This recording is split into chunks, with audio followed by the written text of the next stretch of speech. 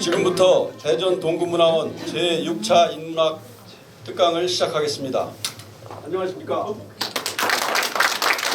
오늘 사회를 맡은 동구문화원 인문학 프로그램 운영위원 송주영입니다. 먼저 국민의례가 있겠습니다. 다 같이 자리에 일어나 주시면 감사하겠습니다. 국민을 향하여 경례!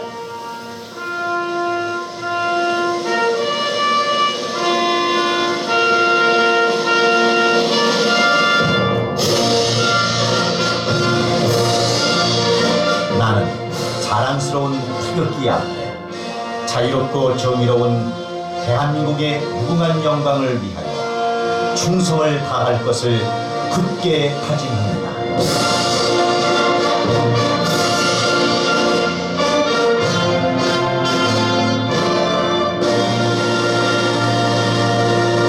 바로 이하 생략하겠습니다. 모두 자리에 앉아주시기 바랍니다. 이번에 동구문화원 인문학 특강은 우암 송시열의 비전과 한국 미래의 방향이라는 주제로 우리 고장의 자랑이시며 조선 중흥의 발전에 커다란 업적을 남기신 우암 송시열 선생의 사상과 비전, 미래의 방향에 대해서 누구에게나 꼭 필요한 특별 강의를 듣고자 모시게 되었습니다. 지역과 인문학 발전을 위해 헌신하고 계시는 김문준 강사님을 소개하겠습니다. 아시는 건양대에서 지금 교수로 근무하시고 중봉 조원 선생 기념사업회 회장도 맡고 계시면서 한국 동서철학회 회장을 맡아 왕성한 활동을 하고 계십니다. 강의를 듣도록 하겠습니다. 네, 안녕하십니까. 아유, 이렇게 귀한 자리에 강의가 인지 몰랐어요. 대단히 감사합니다. 제가 이제 우리나라의 이제 학문을 공부했는데 이제 그렇게 된 이유는 제가 이제 70년대 중고등학교를 다니고 이제 80년대 초반에 대학을 다녔는데 그때 이제 우리나라가 굉장히 크게 급변하던 시기였잖아요. 근데 이제 중고등학교 때는 우리나라가 반반된 역사의 문화민족 국가고 아주 위대한 민족이라고 배웠는데 굉장히 가난했잖아요. 300년 이상 가난했고 전 세계에서 유례를 찾아볼 수 없을 정도로 보릿고개를 넘었어요. 그러면 문화민족이면 가난해도 되나? 그게 제일 궁금한 거였어요. 그런데 그 뒤로 아시다시피 80년대부터 엄청나게 급속한 성장을 하면서 정말 깜짝 놀랄 만한 그런 이런 성장을 했잖아요. 근데 이게 왜 가능했나? 그리고 세 번째는요, 이게 계속 될 건가?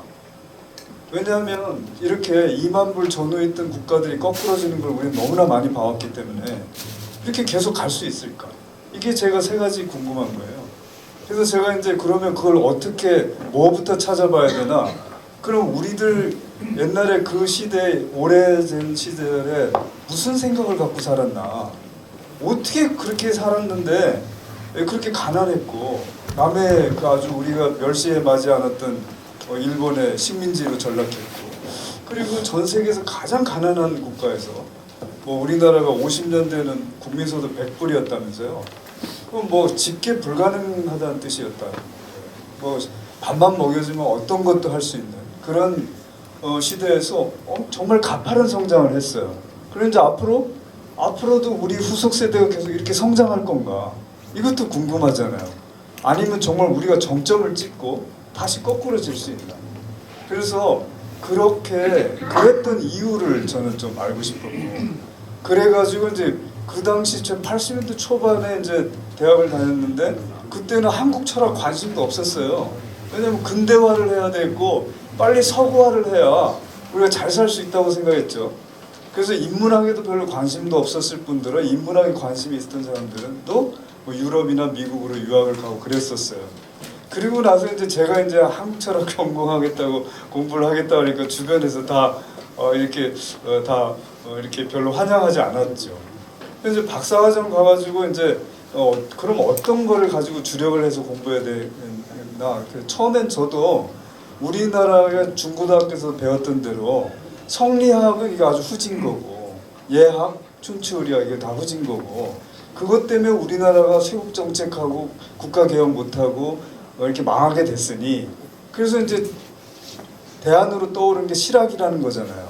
그 성호 이익 선생이나 다산 정약용이나 이런 분들이 개혁을 이렇게 하려고 플랜을 짰는데 그것을 실현 못해서 이렇게 망했다. 이게 중고등학교 교육과정이고요. 모든 공무원 시험, 그 한국사 시험의 기본 기조예요. 그러면 정말 그랬나? 그리고 그 당시에 그러면 그래서 전 처음에는 실학이라고 하는 걸 연구하고 싶었는데 우리 그것이 주류가 아니었어요 그 당시에. 그럼 그 당시에 누가 주류였냐? 찾고 찾은 게 우암 송시열 선생이었어요. 그래서 우암 송시열 선생에 대해서 이제 학위 논문을 쓰겠다고 지도 교수님께 여쭈러 갔더니 넌 안 된다 그래. 두 가지 때문에 안 된다는 거예요. 첫 번째는 네가 실력이 안 되니 그분을 설명할 수가 없다는 거예요. 첫 번째가. 그리고 두 번째는 이분이 포편이 너무 심해서 존숭하는 분은 엄청 존숭하고 반대하는 분은 엄청나게 반대해서 너가 평생 학계에 있을 동안 씹힘을 당하든가 뭐 이렇게 어려운 상황일 텐데 그 두 가지 때문에 하지를 못하겠다. 그 첫 번째가 두 번째는 제가 감당할 수 있겠는데 첫 번째가 뭐였다고요? 네 실력 갖고 안 된다는 거예요. 그러면 그게 뭐 때문에 그게 안 되나? 이미 박사과정까지 왔으면 저도 학부 석사 해가지고 벌써 6, 7년을 공부했는데 안 된다는 거예요.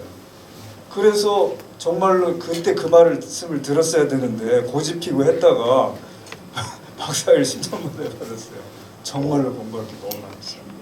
이미 이분은 우리가 우암 선생이라고 그러지만 또 아까 말씀하신 대로 문묘에 종사된 18분 중에 한 분이지만 이분을 뭐라고 그래요 우리가? 이분 문집을 뭐라고 그래요?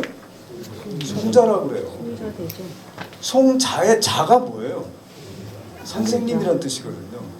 이게 그 이전에 퇴계 선생, 율곡 선생 우리는 말만 하면 이렇게 얘기를 하고 돈에도 찍고 그랬는데 이분을 이자라고 하나요? 안 했어요. 송자라고 해요. 이 송자 이분은요 여기 동구에서 나오셨지만 또 여기 우리 대전 출신이시지만 우리 충남 출신이지만 한국 출신이지만요 세계적입니다. 이것은 옛날 그때뿐만 아니라 앞으로 21세기에도 굉장히 귀담아 들을 만한 내용들을 굉장히 많이 갖고 있어요. 그러한 요소들을 우린 제대로 알리지 못하고 있고 제대로 우리가 활용하지도 못하고 있다는 생각이 점점 드는 거예요. 그래서 그 이분을 왜 송자라고 하냐? 송자라고 했던 때는요 한 거는 어마어마한 큰 의미가 있어요. 지금도 우리가 근대화할 때요 잘나고 똑똑했던 엘리트들이 주로 미국이나 유럽으로 공부를 하러 갔거든요. 우리가 배울 게 아니라 그쪽 가서 배울 거라고. 그래서 정치, 경제, 사회, 문화, 군사, 행정 모든 면을 그쪽에서 배워왔어요. 그리고 그분들이 근대화의 여건이었고 추진을 했죠. 근데 조선도 그랬어요.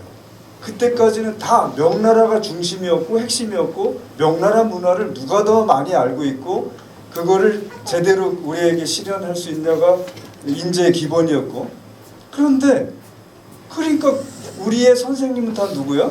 중국 출신들이야. 공자, 맹자를 비롯해서 뭐 다 중국 사람들이에요. 그런데 드디어 정조 때가 언제예요? 우리나라에 그래도 임진 병자 양난을 치르고 나서 완전히 쑥대밭던 국가를 어느 정도 세종시대 비슷하게 끌고 갔던 시대잖아요. 그 정조가 우암 선생을 송자라고 한 거예요. 그러면 이게 무슨 의미냐면 이제 우리에게도 선생님이 생겼다는 뜻이에요.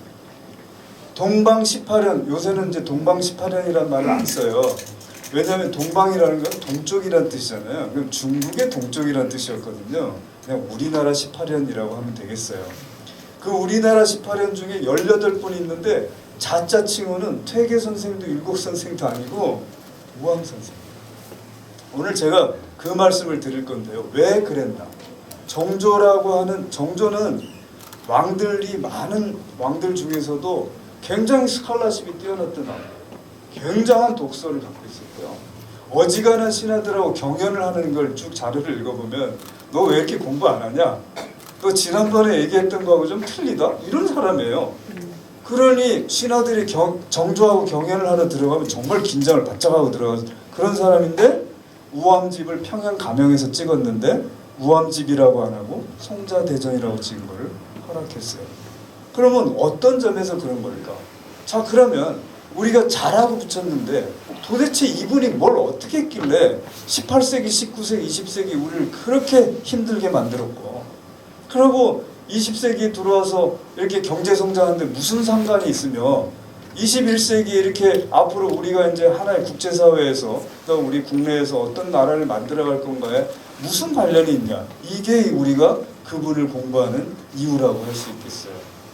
그러면 아까 우리 저기 행복한 이 얘기가 많이 나왔는데 행복하려면 어떻게 해야 되죠? 이게요, 아직도 우리가 이게 다 공감이 안 돼요. 왜냐하면 이게 우리나라 말에 없었어요. 우리나라 선비들은 행복이란 말을 쓴 적이 없어요. 아무리 여러분이 문집총간에 지금 검색이 다 가능하니까 행복을 한번 쳐보세요. 없었어요. 행복은 17세기 이후에 산업혁명이 일어난 영국에서 그 이전에 고대 그리스의 유다이모니아라는 것을 자기네 말로 해피란 말로 번역을 했고, 그것을 일본 사람들이 빨리 서구화하기 위해서 서양 책들을 번역하는 과정에서 해피란 말을 빨리 번역했는데 그걸 비슷하게 찾은 게 행자와 복자를 붙인 거예요. 우리 옛날에는 행과 복은 있었죠. 야, 요행이다, 다복하시군, 이렇게 있는데 그 두 개를 합친 거예요. 저는 행복이란 말을 별로 좋아하지 않아요. 왜냐하면 일본 사람이 번역한 말도 그렇고 해피란 말도 그렇고 이게 별로 좋은 뜻이 없어요. 이 해피란 말은요, 해픈이란 말과 어원이 같아요. 해픈이 뭐죠? 우연히 발생하다는 뜻이에요. 그것이 고대 그 북부 유럽의 그 노르만디 사람들이 주로 쓰던 말인데, 우연히 발생하다와 같은 어원이에요. 즉 해이라는 것은 우연히 일어나다. 내가 살지 죽을지, 내가 돈을 많이 벌지 건강할지, 이게 다 우연한 사태인데 그럴만해요. 왜냐하면 노르만 사람들은 이게 해적으로 먹고 살았거든요. 1000년 이상을 이 북해도에서 이게 얼마 크지도 않은 배를 타고 이 남쪽으로 쳐들어와가지고 추수철만 되면 사람도 잡아가고 곡식도 훔쳐가고 그랬는데, 이게 가면 돌아올지 안 돌아올지 모르는 거예요. 그래서 토르에게 기원하는데 헵이라고 하는, 우연하게, 이건 내 의지로 어찌할 수 없는 거예요. 내가 뭐 남들이 10번 졌을 때 내가 100번 졌으면 살아올 수 있는 게 아니라고. 그 말과 해피가 같은 어원, 우연히 발생한다. 럭키란 뜻이 있어요. 이거를 일본 사람들이 그래서 행과 운을 붙였는데 두 개 다 무슨 뜻이에요? 내 의지와는 상관없는이라는 뜻이 들어있어요. 행, 요행이라는 뜻이죠. 복도 이렇게 설문해자에 보면 복에 이쪽 편에 있는 이렇게 쓴 거 있잖아요. 이게 뭐냐면 목욕탕 표시하고 똑같아요. 목욕탕 표시 보면 이렇게 김이 올라가고 내려가고는 그렇게 이렇게 돼 있죠. 이렇게 그거예요. 그 상형 문제. 즉 다시 말하면 어디 높이 있는 어떤 분이 그걸 상제라고 부르든 하느님이라고 부르든 뭐라고 부르든 그분이 이렇게 복을 내려주는 거예요. 그럼 두 가지 다 무슨 뜻이에요? 나하고 관심이 없잖아요. 이걸 일본 사람들이 우리 일제시대 때부터 조선 사람들에게 엄청 뿌리기 시작했어요. 왜냐? 행복이라고 하는 것은 우연적 상태니까. 내가 열심히 해가지고 뭐 돈을 벌고 성공하고 그런 게 아니고 우연히 떨어지는 거야. 그러니 사회나 역사적인 거에 대해서 더 이상 투덜거리지 마. 그리고 국가에서 행복을 주어야 된다는 미국의 독립선언서에 써있는 그 내용이 일본 일제강점기 때부터 그런 부분이 빠지고 있습니다. 그것이 한국 사람에게 퍼졌는데 이것이 19세, 20세기 말부터 한국에 이상하게 이 행복이란 말이 크게 번지기 시작했어요. 그래서 이렇게 생각해요. 내가 인생에 태어났으면 행복하게 살아야지. 행복하게 못 살면 그냥 덤덤한 게 아니라 억울한 거야. 이렇게 생각해요. 그래서 100% 행복하게 살아야 된다고 생각한 거예요. 이것이 우리나라 지금 사람들이 처해 있는 상황이에요. 제가 볼 때, 제가 인문학자로서 볼 때는. 그럼 이건 뭐냐? 100% 절대로 행복해지지가 않아요. 요새 이제 심리학이 이제 그게 대세고 어마어마하게 이제 뭐 행복 전도사들이 나와서 말씀을 하시는데 수많은 자기 개발서와 행복 개발서들이 나오고 있지만 절대로 행복하게 못해줘요. 이것은 굉장히 우연한 상태. 그리고 내가 주관적인 상태에 결코 100% 도달할 수가 없어요. 내가 태어났는데 좀 잘 살아야 돼요. 그러니까 행복도 하나의 관점이라는 거지 100%는 아니에요. 그걸 오늘 우암 선생이라는 걸 이분을 통해서 그걸 살펴볼 수가 있어요. 우리가요 행복하게 살든 잘 살게 살든 사전 전제가 필요해요.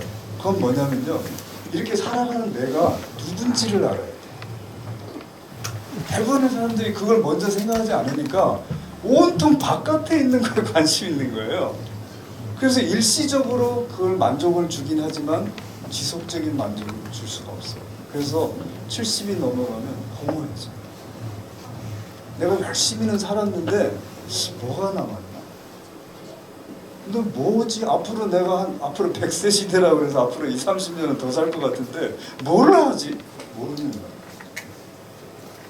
세상에 대해서, 시국에 대해서 아무리 말을 하고 1시간, 2시간을 떠드는 사람이라고 할지라도 내가 누군지에 대해서는 5분도 말을 못해요. 왜냐? 모르니까. 그 사람하고 서너 시간 소주를 마셔서 많은 얘기를 해도요, 그 사람은 자기에 관한 얘기는 5분도 못해요. 맨 손흥민 얘기, 어제 봤던 영화 얘기, 누구 얘기, 마누라 얘기, 남편 얘기 이런 건 할 줄 모르지만 자기 얘기를 못해요. 그래서 자기가 뭘 원하는지 모르니까. 자기를 안다는 거는, 전 많은 막 심리학 공부한 사람이나 교육학 공부한 사람이나 물어봤어요. 나를 안다는 게 뭐야? 그러니까 막 여러 얘기를 하는데 저 더 모르겠어요. 그래서 제가 이제 생각하는 건 저는 이렇게 분명하게 생각해요. 내가 원하는 게 무엇인지를 아는 거예요. I know what I want. 내가 원하는 게 뭔지를 알아요. 그거 찾아야 돼요. 그거 못 찾잖아요. 절대로 행복해질 수도 없고요. 행복이란 말의 뜻이 들어가 있는 것처럼 우연한 사태에 자기를 자꾸 맡기게 돼요. 절대로 도달할 수가 없는 뻘짓을 하게 된다. 자, 그러면 여러분들도 그걸 찾아야 돼요. 이건 절대로 생각해서 찾을 수가 없더라고요. 써야 돼요. 노트에도 쓰셔야 돼요. 내가 뭘 원하나. 그럼 제일 좀 그 등급이 낮은 사람의 단계에서는 이게 지금 행복 강의가 되버렸네. 우암 강의가 되는데 그 등급이 낮은 사람들은 명사 형태로 나와요. 1. 돈, 2. 건강, 3. 마누라 바꾸기 뭐 이렇게 명사 형태로 나와요. 그런데 이게 조금 더 이렇게 정말 자기 자신에 좀 친숙해지기 시작하면 글 형태로 나와요. 그런데 한 문단 이상을 넘지를 못해요. 글로 형태가 나는데 돈이 왜 필요하지? 건강은 어느 정도면 될까? 그런데 내용을 모르기 때문에 쓸 게 없어요. 그러면 글을 계속 쓰다 보면 최소한 며칠은 좀 투자를 해야 돼요. 지금 단계에서. 근데 이게 계속 가냐? 제가 해보니까 그렇진 않아요. 바뀌어요 또. 내가 이제 인식도 커지고 많은 사람 만나고 하면 당연히 커지죠. 당연히 바뀌어져야죠. 근데 안 해본 사람하고 해본 사람은 완전 좀 더 구체성이 들어가기 시작해요. 돈 다음 내가 얼마 정도 필요하지? 왜 필요하지? 이게 작성이 돼요. 그러면 돈에 대해서 노예가 나기 시작해요. 마누라 바꾸죠. 그럼 왜 바꿔야 되지? 없어. 그럼 어떻게 바꾸지? 구체화되기 시작해요. 그러면 내가 할 일이 생겨요. 그러면 절대로 happen, 우연한 상태가 안 되는 거죠. 자, 그러면 우리가 우암 선생을 오늘 보자고 했으니까 더 이상 행복하게 하지 말고, 우암 선생은 뭘 원했나? 그것이 일단 첫 번째. 우리 시대에 21세기를 살아가는 우리들이 각자 원하는 것이 있겠죠. 우암은 뭘 원했나? 도대체 뭘 원했지? 그리고 왜 왕까지 나서서 자자칭호를 붙여서 선생이라고 했나? 그게 그거하고 연관이 되겠죠. 그러면 그것이 전체적인 내용을 일단 좀, 그래서 제목은 이렇게 엄청나게 붙여놨네요. 선비가 뭐냐, 미래 지혜가 뭐냐, 잔뜩 주시겠어요. 그 해야 되는데 사실은 우암 선생 아까 제가 말씀드렸다시피 저 10년을 들였어요. 그리고 그 뒤에도 했는데 아직도 모르는 게 많아요. 이해가 안 되는 부분이 너무 많아요. 자차까지 받으셔요. 그래서 이게 1시간 갖고 사실은 안 되고, 이게 정말 정말 3시간 갖고도 기본적인 것밖에 안 되지만 일단 할 수 있는 데까지 이분이 어떤 분인가를 보고 그리고 질의응답을 좀 해보도록. 여기 이렇게 생기셨어요. 많이 보셨을 거예요. 아주 유명한 그림이니까 고집 엄청 세게 생겼죠. 뭐 어떻게 옆에 이렇게 서 있겠어요? 이분은요 다른 사람 눈을 쳐다보고서 말하신 적이 없대요. 그 제자들이 선생님 왜 말하는데 맨 땅바닥 방바닥만 보고 얘기하세요? 내 눈을 받을 사람이 없어. 그러니 이런 사람 옆에 누가 있으면 이게 정말 참 이게 쉽지 않을 거잖아요. 그리고 공부를 쎄 빠지게 했어요. 아주 애기였을 때부터 평생 돌아가실 때까지 이게 공부라고 하면 우리는 보통 또 시험이야? 이러잖아요. 근데 이분은 시험은 그냥 놀잇감이고요. 그냥 오늘 하루 뭐 한번 봐볼까? 이런 분이고요. 호학이라는 말이 있잖아요. 정말 평생 호학하십니다. 그리고 우리는 건강을 어떻게 하면 될까? 돈을 어떻게 하면 벌면 될까? 어디 여행하면 될까? 이런 정보를 찾는 것도 공부라고 생각하잖아요. 이분은 자기가 해야 될 공부에 집중하십니다. 그냥 무서운 분입니다. 그러니까 이러한 분이 80이 넘어서까지 그렇게 공부를 했기 때문에 이렇게 쉽게 우리가 제가 이렇게 한두 시간 안에 전달할 수 없는 그런 내용들이 있어요. 이분은 여기 본관이 은진이고 화양동주라고 해서 화양동에 나중에 이제 거주하시다 이렇게 돌아가셨는데 이 우암이라는 게 허물 우자거든요. 옛날 어른들은 자기 호에다가 멋진 이름을 안 붙여요. 요새 사람들이 좀 멋있게 뭐 좋은 글자 골라서 하는데 좀 이건 선비가 하는 짓은 아니에요. 선비는 이렇게 허물이 많은 그런 집이다라는 뜻으로 붙이셨는데, 자 이제 이분이 이런 건 제가 뭐 얘기 안 해도 되겠죠. 여러분이 알고 계시는 어지간한 사람 다 연결되어 있는 분이시고요. 이분이 이제 시대에서 우리가 주목해야 될 게 병자호란이라는 게 터졌다는 거예요. 병자호란은 여러분 아시다시피 오늘날 시대하고 비슷해요. 미국 시대에서 이제 중국 시대로 갈 텐데 이게 정말 갈까? 가면 얼마나 걸릴까? 지금 우리가 지금 국정 기조를 잡는 것도 쉽지 않잖아요. 이때가 명나라는 우리나라 미국처럼 6.25 때 도와줬듯이 임진왜란 때 어마어마한 군대를 보내서 우리나라를 살려줬잖아요. 그런데 이 명나라가 조선 살리다가 기금이 다 고갈돼가지고 국가가 완전히 절단났어요. 거기에 만주에 있는 여진족이 국가를 일으켜서 명나라를 치잖아요. 그 과정이 정묘호란, 병자호란이라는 과정을 거쳐요. 처음에는 명나라 우리가 치러 갈 텐데 네가 우리 배후만 치지 않는다면 돼. 그리고 형제 맹을 맺었잖아요. 그 다음에 우리가 그거를 자꾸 약속을 안 지키니까 후환을 끊어야 되겠다 싶어서 이제 병자호란이 터진 거예요. 근데 그런 과정인데 병자호란은 어떤 상태죠? 우리가 항복하면서 끝났어요. 처절한 항복을 했어요. 이때 식자들은요 어마어마한 충격을 받았습니다. 그 무너질 거라고 예상하지 않았던 명나라가 무너지고 우리가 멸시하지 않았던 청나라가 아니 세상에 천하를 장악을 해? 있을 수가 없는 상상치도 못했던 일이 벌어진 거예요. 그러니 이 사람들이 젊은 동춘당 선생이니 우암 선생이니 초려 선생이니 다 벼슬 다 그만두고 고향을 다 낙향했어요. 저런 저런 오랑캐 새끼한테 임금이라고 돼가지고 그것도 지가 우리가 성군으로 추대해서 왕을 만들어줬더니 기껏 하는 게 깡패 놈들한테서 무릎을 꿇고 머리를 삼배 구고드레를 하면서 피를 질질 흘리면서 생명을 구걸해? 난 저런 놈한테 내가 협조할 수 없어. 다 내려가 버려. 그게 다 그런 시절이었어요. 자, 여러분 같으면 어떻게 했겠어요?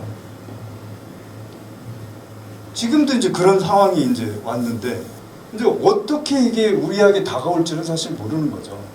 근데 그러한 시대를 살았어요. 그 이분이 맨 다른 사람들 얘기해 보면 우암생이 직직 그랬는데 이게 사실 직은 좀 무서운 말이잖아요. 직은 뭐예요? 그냥 이렇게 그냥 말로 직출하는 거예요. 여러분 이게 성리학에서 나온 말인데요.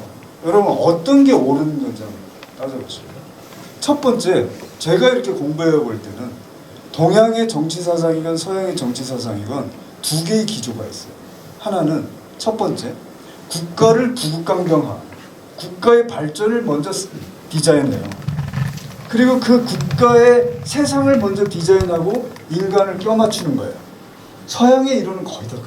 신국론이니 홉스의 이론이니 다 거의 다 인간을 먼저 생각 안 하고 좋은 세상, 신의 나라, 신국 아니면 유토피아 먼저 막스도 그래요. 이게 공산주의 세상 이런 걸 먼저 딱 세상을 세팅하고요. 인간을 거기에 맞추는 작업을 해요. 즉 인간과는 별로 중요한 게 아니에요. 왜냐? 인간을 믿을 수가 없어요. 이것들이 이게 어디로 튈지 알 수가 없어요.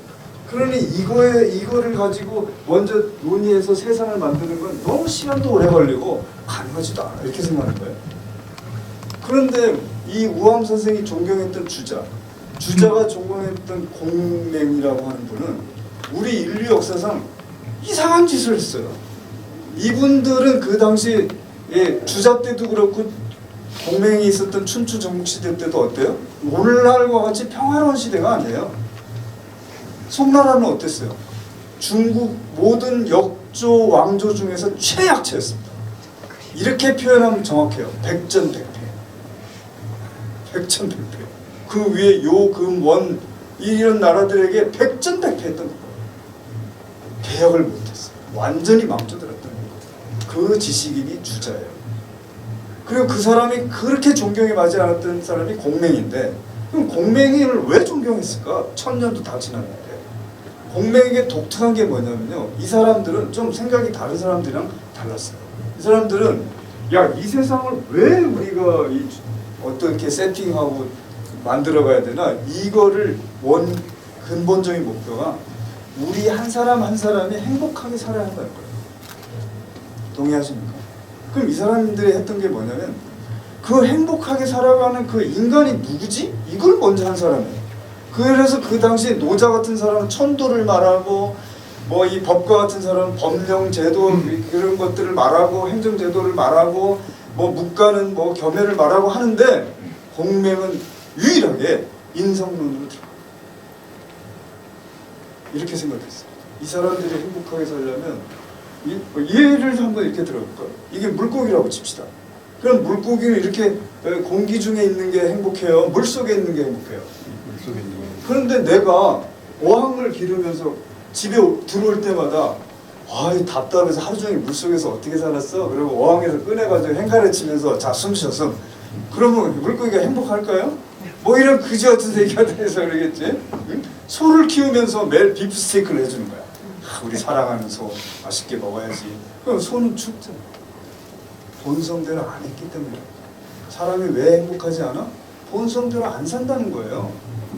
본성이 멋대로 모르고 지가 사니까 안 행복하고 부모나 선생이나 정치가가 그걸 모르니까 지 멋대로 해서 물고기에 행가래 쳐주듯이 소에게 비프스테이크를 주듯이 그 짓을 하면서 내가 쎄빠지게 너를 위해서 이렇게 하는데 왜 나한테 이렇게 불만이야? 이런다는 거예요.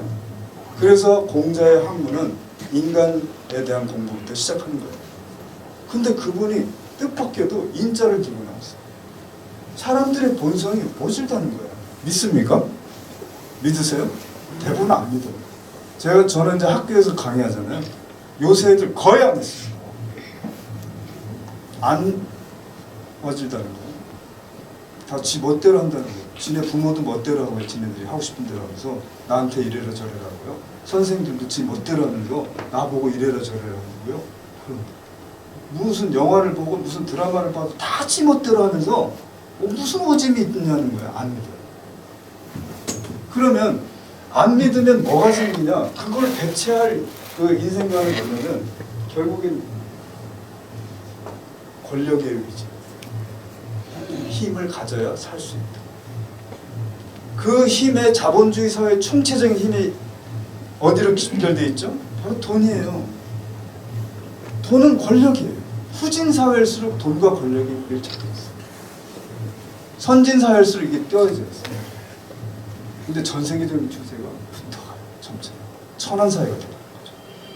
그러면 인간의 본질은 이게 아니거든요. 인간이 돈을 좋아하고 권력을 좋아하고 그게 언제부터야? 농사 짓기 시작할 때부터니까 진화를 수십만 년 동안 했다고 치면 이제 한 10,000년 정도, 아직 그래서 우리 DNA가 그렇게 바뀌지 않았거든요. 우리 DNA가 그렇게 바뀌어지면 그렇게 하면 행복할 텐데 안 행복해진다는 거예요. 그래서 공맹은요, 우리 인간의 본질이 어질다고 봤어요. 그러면 어떻게 해야 되지? 내가 어질게 사는 게 행복한 거예요. 내가 가정은 어떤 조직이 돼야 돼? 모든 사람들이 어질게 살도록 도와줘야 돼. 그래서 잘 먹이고 교육도 잘 시키고 인성들 교육도 하고 그러는 거예요. 선생이 하는 짓이 뭐예요? 그렇게 어질게 살게 하도록 도와줘야 된다고 생각해요. 그리고 왕과 지방관들이 해야 될 일이 뭐예요? 인간이 어질게 살 수 있는 세상을 만들어줘야 한다는 거예요. 그게 자기의 임무예요. 부모의 임무, 선생의 임무, 통치자의 임무, 정치의 임무. 자, 이렇게 되니까 인간관과 인생관이 밀접하게 얽혀들어가기 시작했죠. 얽히기 시작했죠. 내가 왜 살아야 되지? 어질게 살아야 됩니다. 그러면 우리 가정도 어질게 만들어야 돼요. 우리 국가도 사람들이 어질게 살 수 있게 그런 토대를 만들어줘야 되는 거구나. 그렇게 안 하고 너 왜 이렇게 어질지 않아? 이렇게 하는 거는 못된 놈이나 하는 거라고. 잘난 줄 알지만 못된 놈이라고. 그래서 우리나라 말에는 제일 어른들이 젊은 사람들한테 혼내는 게 뭐예요? 못된 놈. 이건 뭐냐? 너 본성을 어기는 거야. 그리고 남의 본성까지 너 다 어기게 하는 거야. 네가 아무리 잘났는지 모르지만 그렇다는 거야. 그래서 일본 사람하고 한국 사람은 확실히 달라. 또 중국 사람하고 달라. 일본 사람들은 지금도 지네들 영웅을 오다 노부나가하고 도요토미 히데요시하고 도쿠가와 이에야스를 삼영웅으로 칭해. 항상. 근데 얘네들의 공통점이 뭐죠? 우리 눈으로 봤을 때 불인의 극치예요. 늘 속이고 배신하고. 뭐 오늘 이렇게 오전에 전투가 벌어져서 수천 명의 젊은이들이 죽어도 저녁 때 잔치하고 술 먹고 노는 애들이었어요. 그렇게 못하는 애들 심약한 놈. 그게 대장부야? 이렇게 하는 애들이야. 그러니까 걔네들은 늘 겉모술수에 강력했고 권력을 갖는 권력지향적인 것이 영웅이에요. 그런데 조선 선비들은 그렇게 생각을 안 했어요. 뭐 주원장이나 뭐 징기스칸이나 이런 사람들을 다 영웅이라고 생각하지만 우리 옛날 선비들은요 다 실업의 새끼. 그렇게 해서 뭘 했는데? 뭘 원했는데? 수백만씩 다 죽이고. 중국은 한 왕조가 성립이 되면요 최소한 2만 명, 많으면 100만 명을 죽이고 시작해요. 전대를 싹쓸이해서 다 죽여요. 그걸 선비들은 봤죠. 쓰레기들이. 영웅이 아니에요. 그리고 우리나라 영웅은 다른 거예요. 우리나라의 위인은 다른 거예요. 그리고 우리 한국 역사는요 달라요. 문화가 달라요. 그거를 우리가 선양해야 돼요. 우리 후손에게 알려줘야 되고 우리가 공유해야 되고요. 써먹어야 돼요. 그리고 앞으로 우리 시대에 지금 뭐 한류가 어떻고 뭐 K문화가 어쩌고 그러는데 거기에 깔려져 있는 그 수백 년 동안 우리 민족이 추구해왔던 것들이 깔려져 있는 거거든요. 그걸 우리가 실체를 잘 모르는데 우왕 같은 분이 그런 얘기를 하는 거예요.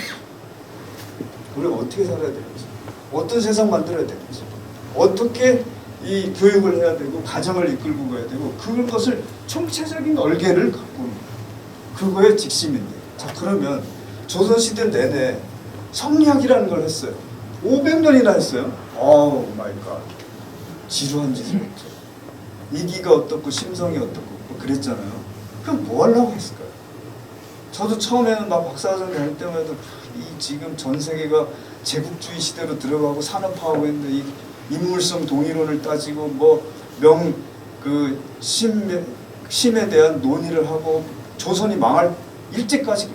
그래서 이걸 뭐하러 이렇게 딱 뒤집어 오니까 공맹이 하던 짓을 하신 거예요.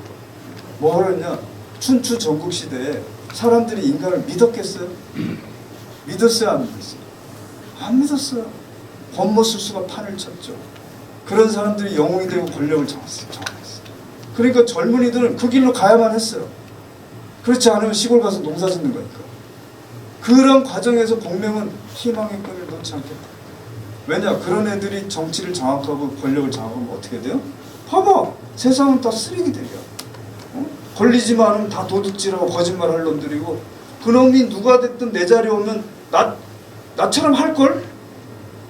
그럼 나는 니네들보다 이 짓을 훨씬 잘해. 이런 자신감이 있어. 그러니까 그걸 뒤집으려면 어떻게 돼? 사람의 본성에 대해서 잘 알고 있는 사람이, 느끼는 사람이 느껴져요? 이렇게 자기 마음을 추스리면 어지러요? 그렇게 느껴집니까? 그걸 느끼라는 거예요. 그래서 그걸 못 느끼면 아무리 글을 많이 읽고 많이 세상을 많이 알아도 사이비야. 비슷하긴 한데 아니야. 이런 사람들은 결정적인 순간에 배신해. 남을 배신해. 자기를 배신해. 그래 해피할 리가 없어. 자기를 우습게 보여. 그럼 자기 뇌가 작동하기 시작해요. 네가 그렇지 뭐. 자기를 깜봐요. 그 요새 행복의 가장 핵심적인 화두가 셀프 이스템이라고 자존감인데 자존감이 뚝뚝뚝뚝 떨어져요. 그 행복해질 리가 있나? 내가 아무리 성공해도 안 해요. 그러니 분명히 그걸 느껴야 되는 거예요. 그게 어렸을 때부터 공부하는 거예요. 그게 소학에서부터 이렇게 공부를 하는 게 자기 자신의 내면을 만나기 위한 거거든요. 그걸 요새 공부를 싹 안 시키니까 또 믿지도 않을 뿐더러 그럴 기회가 없죠. 그러니까 그것을 믿냐 안 믿냐에 따라서 전자를 성선설이라고 하고 후자를 성악설이라고 하잖아요. 성악설이 대세졌죠. 수천 년간. 성악설인 사람은 이렇게 생각했어요. 모든 사람을 어차피 행복하게 해주기가 어려워. 그러니까 최대한 안전하고 이렇게 잘 평화로운 시대를 만든 것이 우선이야. 그러니까 사람들은 멋지지 않으니까 선하지 않으니까 준법법자로 보는 거야. 언제든지 기회가 생기면 다 나쁜 짓을 할 거고 경찰 없으면 다 신호등 위반할 거고 선생 없으면 컨닝할 거고 다 이렇게 생각하는 거예요. 그래서 철저한 감시체제를 만들어요. 이 감시체제를 만드니까 결국에는 어마어마한 권력체계가 필요한 거예요. 그거를 잘하는 사람이 영웅이라고. 그러면 조선이 건국됐네.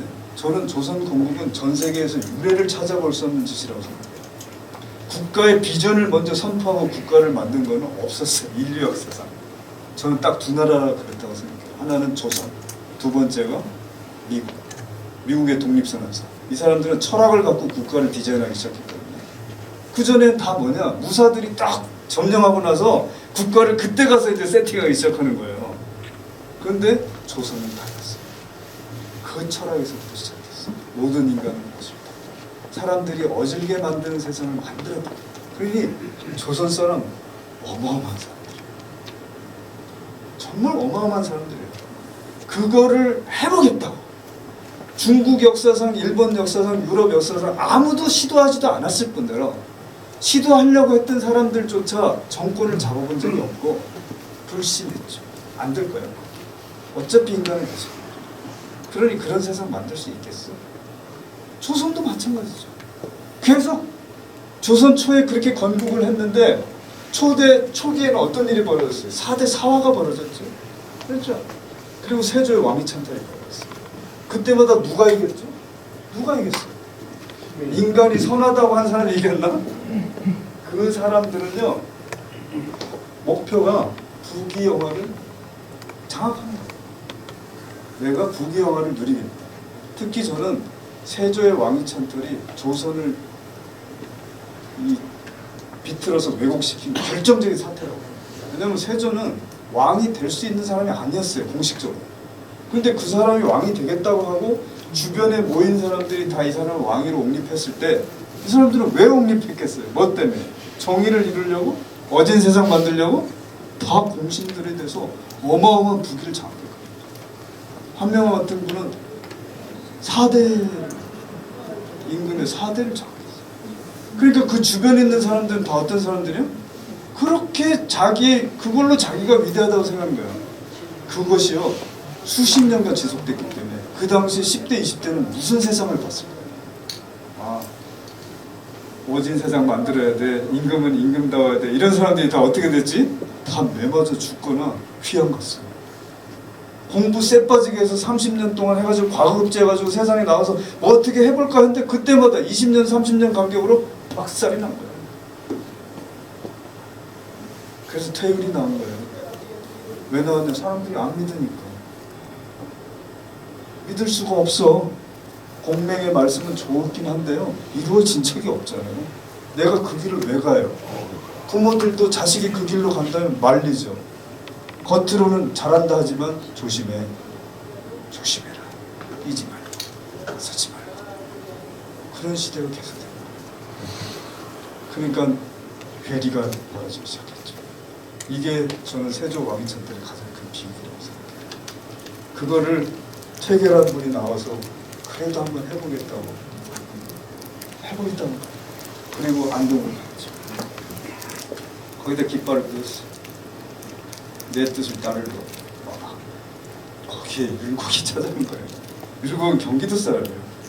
근데 이걸 가지고 이 두 분의 관계를 이렇게 설명하지 않고 그동안에 일본 사람들이 일제시대 때 조선 사람들을 계속 노예로 만들기 위해서 계속 노력한 것이 일본 선대인 영국이 그 후졌던 그 국가가 3,000년이 넘는 문명 국가인 인도에 가서 30년 만에 싹 바꾼 걸 봤어요.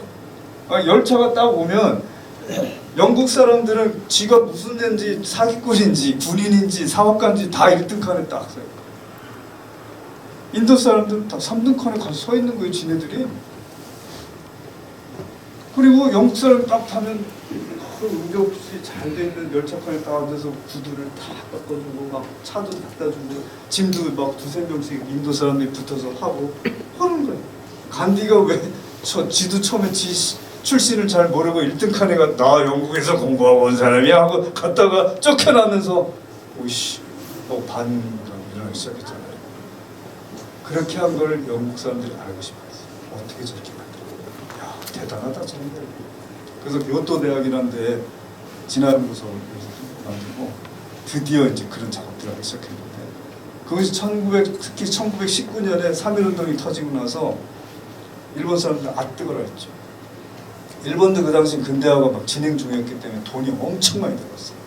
항구도 만들어야지, 뭐 학교도 만들어야지, 병원도 만들어야지. 근데 거기에 그냥 여기 이또라는 놈이 나와가지고 한국 점령해야지 그런 거예요. 그래서 일본 그때 경제 관리들이 다 반대했어요.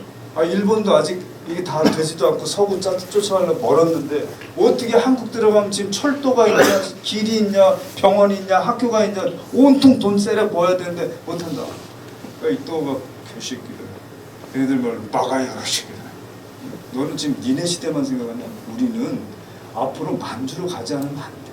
그럼 러시아랑 붙어야 되는데 이거 한국을 반드시 이게 점령하지 않으면, 배후 기지로 하지 않으면 우리 후손들에게 니네는 대역죄인 거야. 그렇게 고집펴가지고 한국을 병탄하기 시작했는데 한 10년만 조지면 그냥 종이 될 수 있다고 생각했어요. 자신 있게. 그리고 그때 그 일본에서 계산한 거에 의하면 여기 공주 정도면 일개 소대 정도만 주둔시키면 조선징들 잡을 수 있다고 생각했어요. 그래서 초기에는 공포정치를 했어요. 그래서 조지고 좀 말 잘 듣는 놈 있으면 돈 좀 주고, 토지개혁할 때 무상 임대로 돈 주고, 또 반항하는 사람 있으면 모욕을 주고, 그렇게 하면 10년이면 된다고 생각했는데 3.1운동이 터지는데 깜짝 놀랐죠. 조선 사람들이 태극기도 한 번도 못 본 것들이 대충 A4 용지에다가 동그라미 하나 그리고 작대기 대충 그리고, 아니 이거를 노인에서부터 유치원당 애들까지 다 나와서 소리를 지르는 거야. 이거 계산차보다 철수할 수는 없죠. 어떻게 하죠? 더 많은 주둔이 필요해요. 돈을 계산해 보니까 기하급수적으로 이거 못하는. 그럼 방법은 뭐지?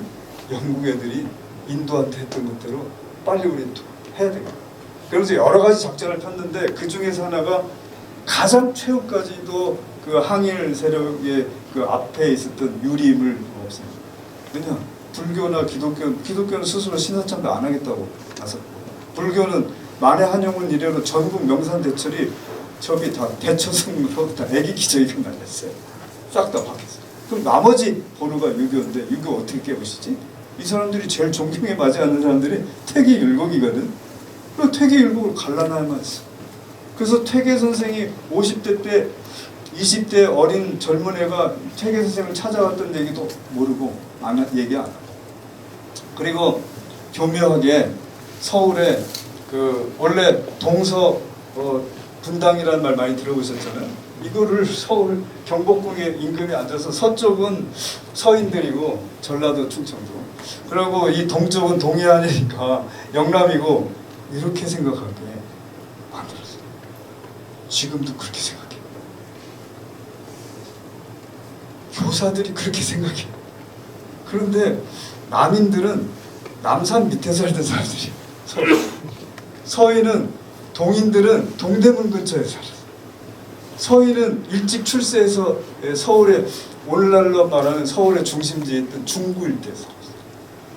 그거를 전국을 오버랩 시켜가지고 일단 퇴계를 성리학을 나눠놓고, 그 다음에 지역으로 나눠놓고, 그리고 학파로 나눠서 퇴계학과 일과, 그걸다가 당시에는 있지도 않은 거짓말들을 붙여가지고 무슨 기호학파, 영남학파 이런 말을 붙였어요.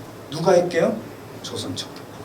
그 당시에 서울대학교 법문학부 교수였던 다카시라는 분이 있었는데, 이분이 퇴계를 굉장히 존경하는 분이었는데 19년에서 20년을 기점으로 해서 이제 대형 프로젝트가 시작됐죠.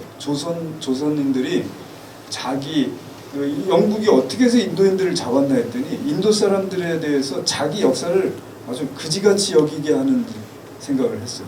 왜냐하면 사람들이요, 자기 아버지나 할아버지를 존경하는 사람은 자기가 좀 힘들거나 좀 이익을 볼 자리라도 그분들에게 욕이 갈 일은 잘 안 해요.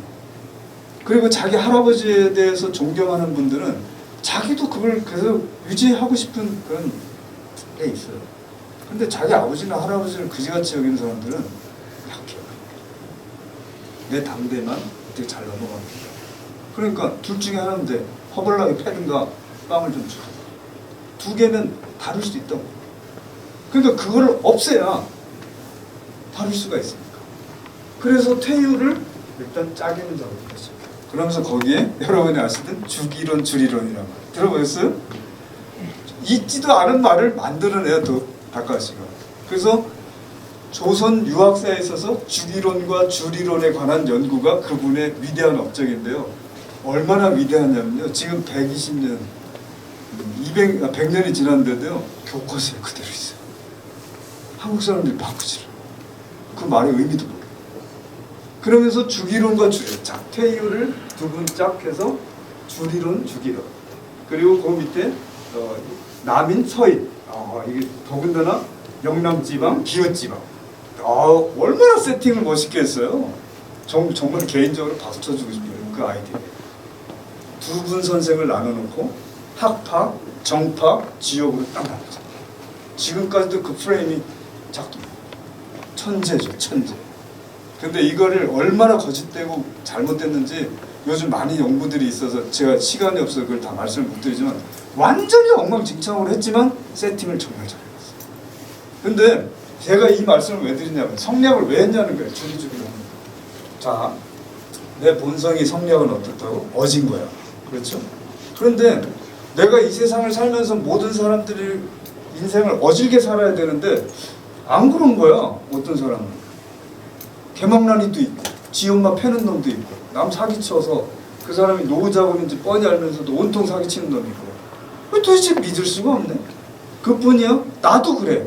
나도 좋은 애비가 되고 싶지만 애가 어떻게 튀면 이놈의 개새끼가 하고 마누라한테도 그러고 친구한테도 그러고 그런다는 거야. 그러니까 자기가 도대체 어진 사람인지 알 수가 없잖아요.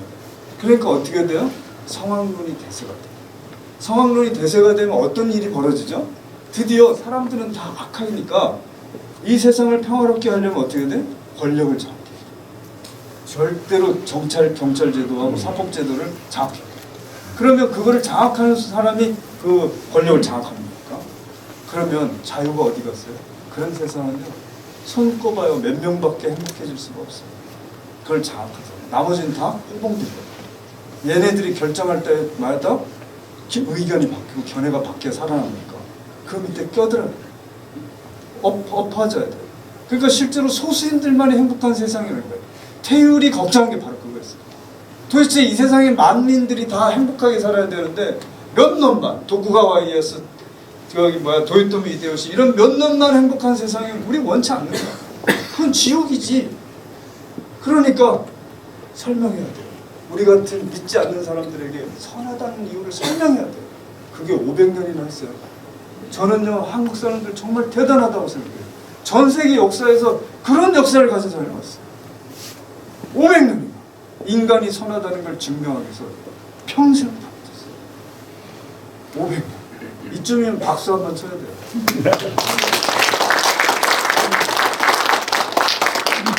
이건 전 세계 어디 가도요. 여러분들이 마음껏 얘기하세요. 조선 건국을 그렇게 시작했고요. 500년간이나 한국의 지성인들이 그걸 위해서 싸우죠. 그럼 태계는 어떻게 설명했냐? 여기에 마음이 이렇게 있으면 우리에겐 두 가지 인식작용이 있다고 생각했어요. 하나는 예를 들면 여기 강아지가 교통사고를 당해가지고 찔룩찔룩 피 흘리면서 지나간다는 거 진짜. 그럼 두 가지 계기가 일어난다는 거예요. 하나는 어이구 저거 불쌍한 거. 또 하나는 어이구 오늘 저녁거리네 잘 됐군 이렇게 생각해요. 자 그러면 어느 마음이 발동하느냐에 따라서 선하게 개를 치료해 줄 수도 있고 잡아갈 수도 있겠죠. 그날 저녁에 먹을 수도 있겠죠.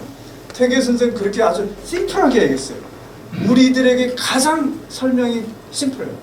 아 맞아. 매번 계기 때마다 내가 이럴 수도 있고 저럴 수도 있지. 애 할 때 내가 아주 자상한 아버지일 수도 있지만 어쩌면 저 새끼가 막 개기고 막 그럴 때 막 밟아주고 싶을 때도 있고 소리도 지를 때도 있지. 이렇게 아주 심플하게 설명했어요. 이거를 그 당시 기고봉 선생이 그거 아닌데 그거 공부 다시 해야 되겠어요.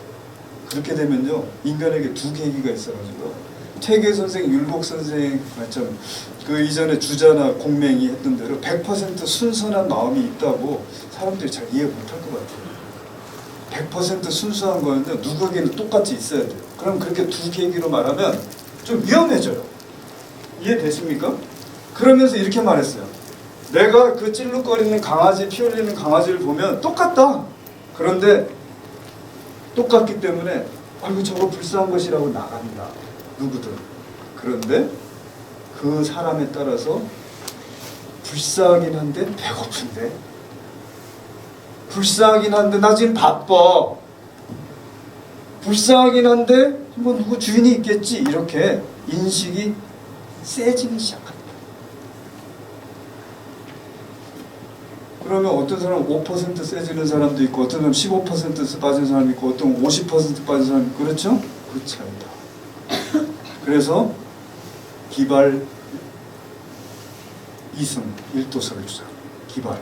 내가 바라는 건 다 똑같은데 이가 얼마나 타냐. 여러분은 몇 %입니까?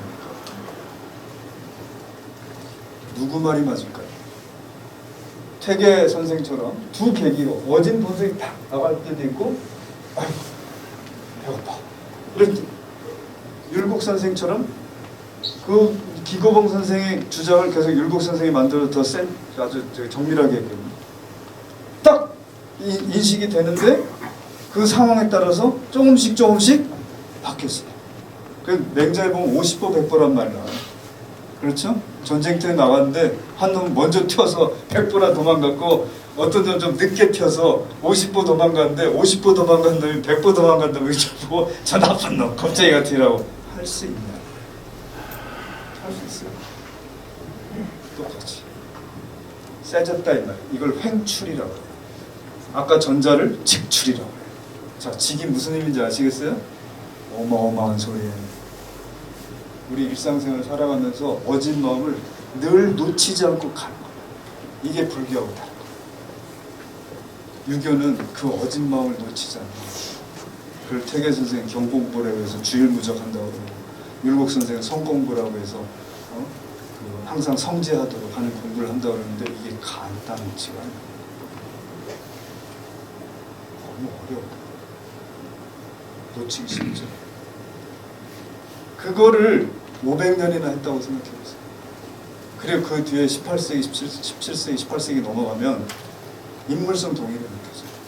이것도 지금 저는 여기에 대해서도 할 말이 많지만 일단 모함을 지난 뒷시자니까 이 정도로 하고요. 자, 성리학이 뭘 했는지 감이 잡히세요? 다 주리론자들이에요. 뭐를 하겠다고? 원진 본성 실현하겠다고. 그 원신 본성이 바로 인을 리라고 해석했거든요. 왜냐하면 사람들이 안 믿는 사람이 많으니까 그거를 모든 형체를 다 떠나서 내재해 있다고 설명한 것이 성리학이거든요.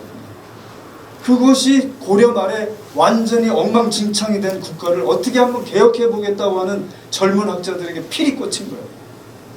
아, 드디어 국가를 개혁할 이유가 분명해집니다. 저 쓰레기 같은 시러베 같은 저 귀족들을 다 일거에 쓸어내고 이걸 어떻게 세상 개혁할 수 있는 이유가 있구나. 그러면서 당시 개경에 있는 성균관을 대대적으로 중원하고 복원하고 규모를 키우고 수백 명씩의 학생을 모으고 똑똑한 관리들은 다 너 행정 그만해. 그런 지금 바빠. 그러면서 다 성균관에 모아가지고 뭐 정도전, 정몽주 뭐 이런 분들 다 성균관 교수로 다 너 교수 저기 행정하는 거고 이게 더 중요하다. 다 불러. 그리고 조선했어. 그러니 태율은 4대 사화가 계속 일어난 직후에 모든 사람들이 믿지 않게 되었을 때 다시금 살립니다. 그거를 우암 선생은 잘 알고 있었고 내가 그거를 자임하겠다고 생각합니다.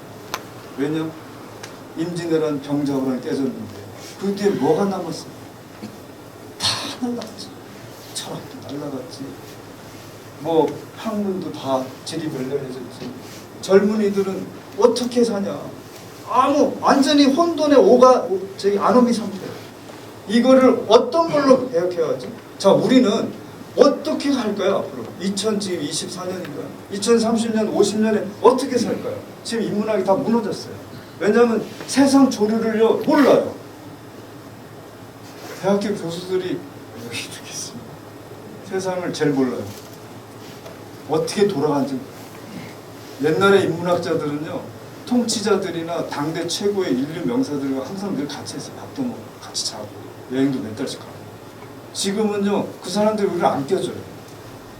세상이 너무나 빨리 변하고 있고 자기네들이 세상의 설계를 어떻게 하고 앞으로 미국은 어떻게 가고 러시아는 어떻게 가고를 우리는 다 끝난 뒤에 알아요. 이미 걔네들은 다 기획을 하고 있는데 몰라요. 그래서 인문학이 길을 못 내놓는 거예요. 철학도 없고 미래에 대한 비전도 없고. 근데 이분은 그걸 해보겠다고 한 거예요. 그 당시에. 그래서 이분은 직철학이라고 하는데 무슨 직철학인지 아시겠죠? 어진 본성에 대한 것을 포기하지 않습니다. 나는 어느 순간에든 어떻게 어려운 상황을 맞이하든 나는 이거를 그대로 하겠다. 그래서 명천리. 천리라는 거 우리 안 믿잖아요. 이 천리가 바로 이 온 천하가 생생지도 모든 만물을 살리고 살리는 도로 가득 차 있는 그 이치인데 그거를 밝히겠다는 거예요. 모든 사람들은 이 세상에 무슨 생명을 살리는 도가 어디 있어? 다 돌과 금속으로 이루어진 아주 무정한 이 우주지. 여기에 무슨 어짐이 있고 생명의 그런 존중이 어디 있어? 요새 과학이 하도 발달해서 이제 어짐도 안 믿잖아요. 여기 천리는 그런 내추럴 로우가 아니에요. 이 세상에 생명에 가득 찬 생명을 살리는 인이 뭐냐? 그게 생명을 살리는 마음이에요. 그게 부모가 자식이 가진 마음이에요. 그거를 밝히겠다는 거예요. 그리고 나서 그러한 것들을 이해하고 시행할 수 있는 인생을 바르게 합니다. 이런 책임을 제자들에게 늘 그랬어요. 우암선생 돌아가실 때까지도. 내가 너무 힘들어. 니네가 좀 해봐. 나보고 맨날 고집센 늙은이라고 욕하지 말고 니네가 해주면 나 그냥 화양동에 가서 찌그러져 있을게. 니네가 좀 해라. 그랬는데 끝까지 내가 해볼게요. 이런 사람이 없었던 거예요. 그래서 한번 돌아가셨잖아요. 그다음에 이제 존중화 양이죠. 이거 여기까지는 해야 되겠어요. 30분이니까. 중화라는 거냐? 이게 중화주의를 좀 잘 이해해야 돼요. 조선 사람들은 중화주의예요. 중화론자들. 여기서 중화는요. 차이나가 아니에요. 중국. 이게 어제부터 생긴 거죠? 손문이 만든 나라명이에요. 그전에는 송, 명, 청 그랬지 중국이라고 한 적이 있어요? 중화라고 하는 건 뭐냐면 황하유역의 중심지 이런 뜻이라기보다는 왜 조선 선비들이 주자라는 사람을 꽉 잡았냐면 주자는 당시에 중국에도 끼지 못한 만만 사람, 복권 석칙 지금 복건성 가보신 분 있나요? 지금 중국이 그렇게 발전해도 복건성은 꾸준히 짝이 없어요. 옛날엔 더 했겠죠. 그 완전히 그 오랑캐 지역에 사는 애가 딱 나와가지고 중국의 모든 역사를 통합한 사람이 주자라는 사람인데, 그러니 뭐라 그랬어요? 그 사람은 이미 저기 중국 남부 해안에 아주 작은 그 가난한 복건성 출신이 중국의 문명을 감당하겠다고 생각하니까 어떻게 돼요? 야, 중국의 문화는 황하 유역이 중심이 아니야. 바로 공맹의 정신을, 어진 문화를 계속 하느냐 마느냐고, 사람도 누가 훌륭하냐 아니냐를 중원 사람이 훌륭하냐, 동서남북에 있는 이적들, 남만, 북적, 동이, 서융 이런 거를 따져서는 안 되고 그 사람이 과연 얼마나 어진 사람이냐, 학덕이 있는 사람이냐 이렇게 해야지라고 바꾼 사람이 주자예요. 괜히 고려시대 때 우리 젊은 학자들이 주자에게 피리감이 아니에요. 국가도 그렇다는 거예요. 중국 사람들은 니네가 중원 국가가 중화라고 하지만 그렇지 않아.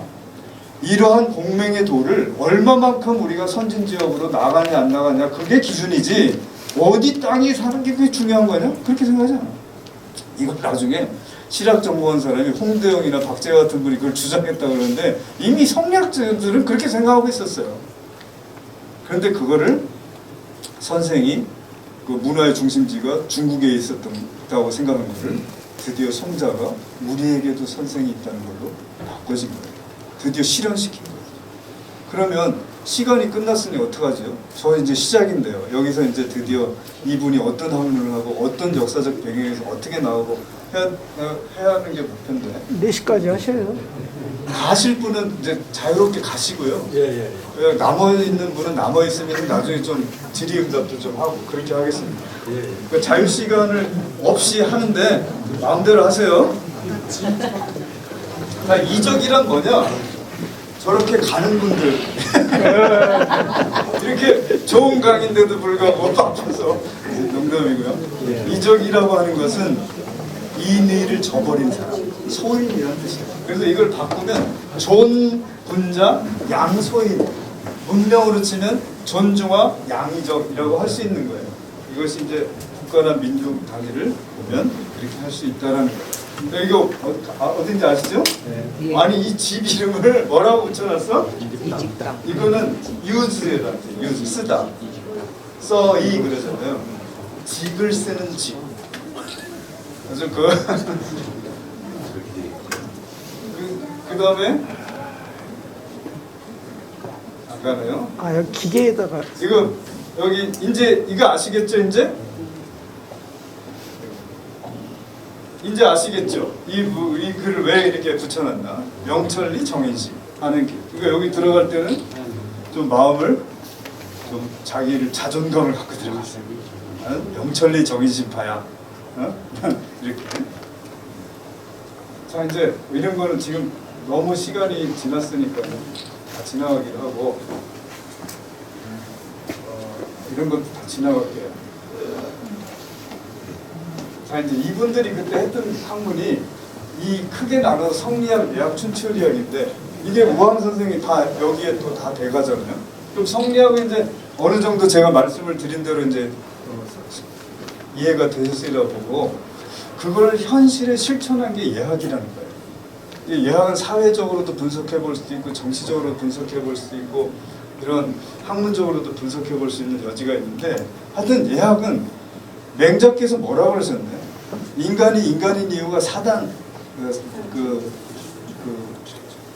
어진 본성이 있다고 그랬잖아요. 그것이 이제 사단으로 증명할 수 있다고 그랬잖아요. 네 개의 끄트머리, 단서로 증명할 수 있다고 생각했는데, 그 중에서 측은지심, 그 동의하세요? 측은지심이 있는 거. 당연히요. 좋습니다. 이게 한국 문화의 위대한 거예요. 다른 나라에서는 이런 철학이 없어요. 중국에서 시작됐지만 중국은 제가 볼 때 유교국가가 아니에요. 독일국가예요. 그건도 나중에 또 기회가 있으면 말씀드릴게요. 그 어진 본성이 자기나 대인관계로 나타날 때 예로 나타나는데, 그걸 뭐라고 했죠? 맹자께서 사양지심이라고 했어요. 이 사양은요, 약자가 해요, 강자가 해요? 항상 강자가 약자에게 하는 거죠. 약자가 강자에게 하는 거는 그냥 우리가 수탈당한다 그러는 거예요. 억압당한다 그러는 거예요. 강자가 약자에게 하는 걸 우리는 사양이라고 하는데 그것이 여러분들이 가능하다는 거예요. 내 권리지만 너에게 양보할게. 이게 문화화되어 있는 거죠. 그 사람이 좋고 나쁜가를 떠나서 이미 문화화되어 있고 기재에 깔려 있다는 거예요. 그리고 그것이 그 예학을 우리나라는 인류에서 처음으로 아니 유일무이하게 지금까지도 학문화한 사람이에요. 얘를 학문화했어요. 그리고 그 시대가 언제예요? 제국주의 시대예요. 16세기, 17세기, 18세기. 그러니까 이상한 사람들이죠. 왜 가난하게 살았나 이제 좀 감이 오시나요? 서양에서는 이미 산업혁명이 일어나고 나서 공리주의가 대세로 들어가기 시작했어요. 공리주의는요, 인간의 모든 가치관을 180도로 뒤집어 놓은 거예요. 그 전에는 모두 다 의무론이었어요. 의무론은 뭐냐면 내가 해야 되는 것은 당연히 해야 되는 거라고는 듀티 개념이 강해요. 그것이 윤리적으로 선한 거예요. 그런데 공리주의는 뭐라고 바꿨냐면 나에게 도움이 되는 거예요. 자, 아까 우리 강의 시작을 무슨 말로 했죠? 행복이라는 걸로 했죠? 나에게 해피를 주는 것이 굿이야. 다른 게 좀 느껴지십니까? 전제 2000년 동안의 인류의 윤리는 내가 유리한가 안 유리한가가 아니고 내가 과연 나와 내 주변 사람들에게 행해야 될 것이 무언가를 먼저 찾는 거예요. 이게 모든 철학의 목표예요. 신학입니다. 근데 이거를 영국 사람들이 산업혁명하면서 뒤집었어요. 뭐라고? 최대 다수의 최대. 되도록이면 모든 사람들이 다 자기의 행복이나 이익을 원하는데 이걸 정치적으로 어떻게 해석하지? 결정해야지? 최대 다수에게 행복을 주면 그것이 옳은 거지. 자, 이것을 개인에게도 가면 어떻게 되지? 내 수많은 듀티가 의무와 내가 하고 싶은 것이 있는데 과연 내게 장기적으로 봤을 때 더 이익이 되고 행복을 주는 게 뭐지? 하고 물을 수 있는데 그것을 정정하고 지금요 공리주의가 대세가 됐어요. 행복주의의 저변에는 공리주의가 깔려있어요. 여기에는 영어로 유틸리테어리언이즘인데 유틸리티가 뭐죠? 도구예요. 유틸리테어리언은 뭐죠? 도구주의예요. 뭐를 위한? For my. 내가 다른 사람을 대할 때도 네가 나한테 이익을 줄까? 행복을 줄까? 이게 뭐예요. 이걸 잘해야 똑똑하게. 이걸 잘 못해? 이란다. 현실 세계에서 잘 살아남는 거예요. 자, 이제 공리주의 판으로 가버렸기 때문에 기존의 이런 도덕률, 우암 선생 이런 얘기하면 재미가 없어. 나한테 별 도움이 안 돼. 나 그럼 나보고 어쩌라. 자, 이제 이런 판으로 17세기 이후에 넘어가 버렸기 때문에 우리는 뻘짓을 하기 시작한 거죠. 전 세계가 전혀 관심 없는 인성론에 대해서 어진 본성을 드러내는데 총력을 기울여요. 그리고 그런 사회를 만들려고 애를 쓰는데 그래야만 한다고 생각해요. 국제관계도 그래야만 한다고 생각해요. 그것이 야수와 같은 제국주의들한테는 먹잇감으로 전락될 수밖에 없었죠. 그걸 다행히 한국 사람들이 안 잊어먹었어요. 아니 잊어먹을 수가 없죠. 이게 수백 년간 이렇게 된 거를 한순간에 어떻게 왜 한국 사람들이 제일 어렵게 한지 아세요? 심리학자들이나 다른 사람들은 뭐라고 설명하겠죠. 저는 성리학을 공부했기 때문에 딱 직감적으로 와요. 왜냐? 어렸을 때부터 배우고 이래야 된다 저래야 된다 배운 부분 머릿속에 있어요. 근데 급속한 산업화 속에서 그것이 별 도움이 안 됐어요. 내가 잘못하는 줄 알면서 해야 돼요. 서양인에게는 절대로 일어나지 않는 내부의 갈등이 한국 사람들 다 있어요. 이것이 아까 제가 말씀드린 대로 자존감을 떨어뜨립니다. 특히 40, 50대 중년 남자들 심각합니다. 우리는 어렸을 때 어떻게 배웠죠? 어렸을 때 집에서 아버지, 할아버지한테 어떻게 배웠냐고. 근데 그대로 사회에 나와서 그게 도움이 되나요? 안 돼요. 그러니까 지금 많이 바뀌었습니다만 90년대부터 2010년대까지 술 문화가 개판이었어요. 다 떡이 되도록 마셨고 3차, 4차 그랬죠? 그랬어요. 왜냐? 돌파구가 없었어요. 집에 가면 마누라가 긁어대지. 회사가 사회에서는 나보고 무능하다고 긁어대지. 돌파구가 없어요. 그럼 내가 어렸을 때 배운 대로 살아? 패배, 승진도 안 돼. 사업도 안 돼. 깨져. 무능한 사람들. 그러니 깨졌지. 그러니까 얼마나 힘들게 살아왔어요. 서양 애들처럼 확 하고 공리주의 대세로 넘어가지도 못하고 전때의 모든 문화에서 완전히 벗어난 상태도 아니에요. 그러니까 애비, 삼촌, 선생이 양쪽으로 하는 말, 뒤로 하는 말이 달라요. 사회에 나가서 선배들이 어떤 선배가 좋은지 솔직히 어떻게 나를 대하는 사람이 좋은 거야? 이해관계로 대하는 게 좋은 거야? 그래서 완벽히 너 이익을 내가 줄게, 너도 이거 따라와 하는 게 좋아? 아니면 정말 인정을 대하고 하는 게 좋은 거야? 이것도 참 헷갈려. 이런 판에서 우리가 한 5, 60년을 살았는데 그래서 지금 한국 사람들의 해피 지수가 상당히 낮아요. 근데 점차로 회복할 거라고 보는데 그게 그만큼 우리 전통적인 사상이 엷어지는 것과도 관련이 잘 있을 거라고. 지금 20대, 10대들은 확실히 자유로워지는 것 같아요. 그런데 그런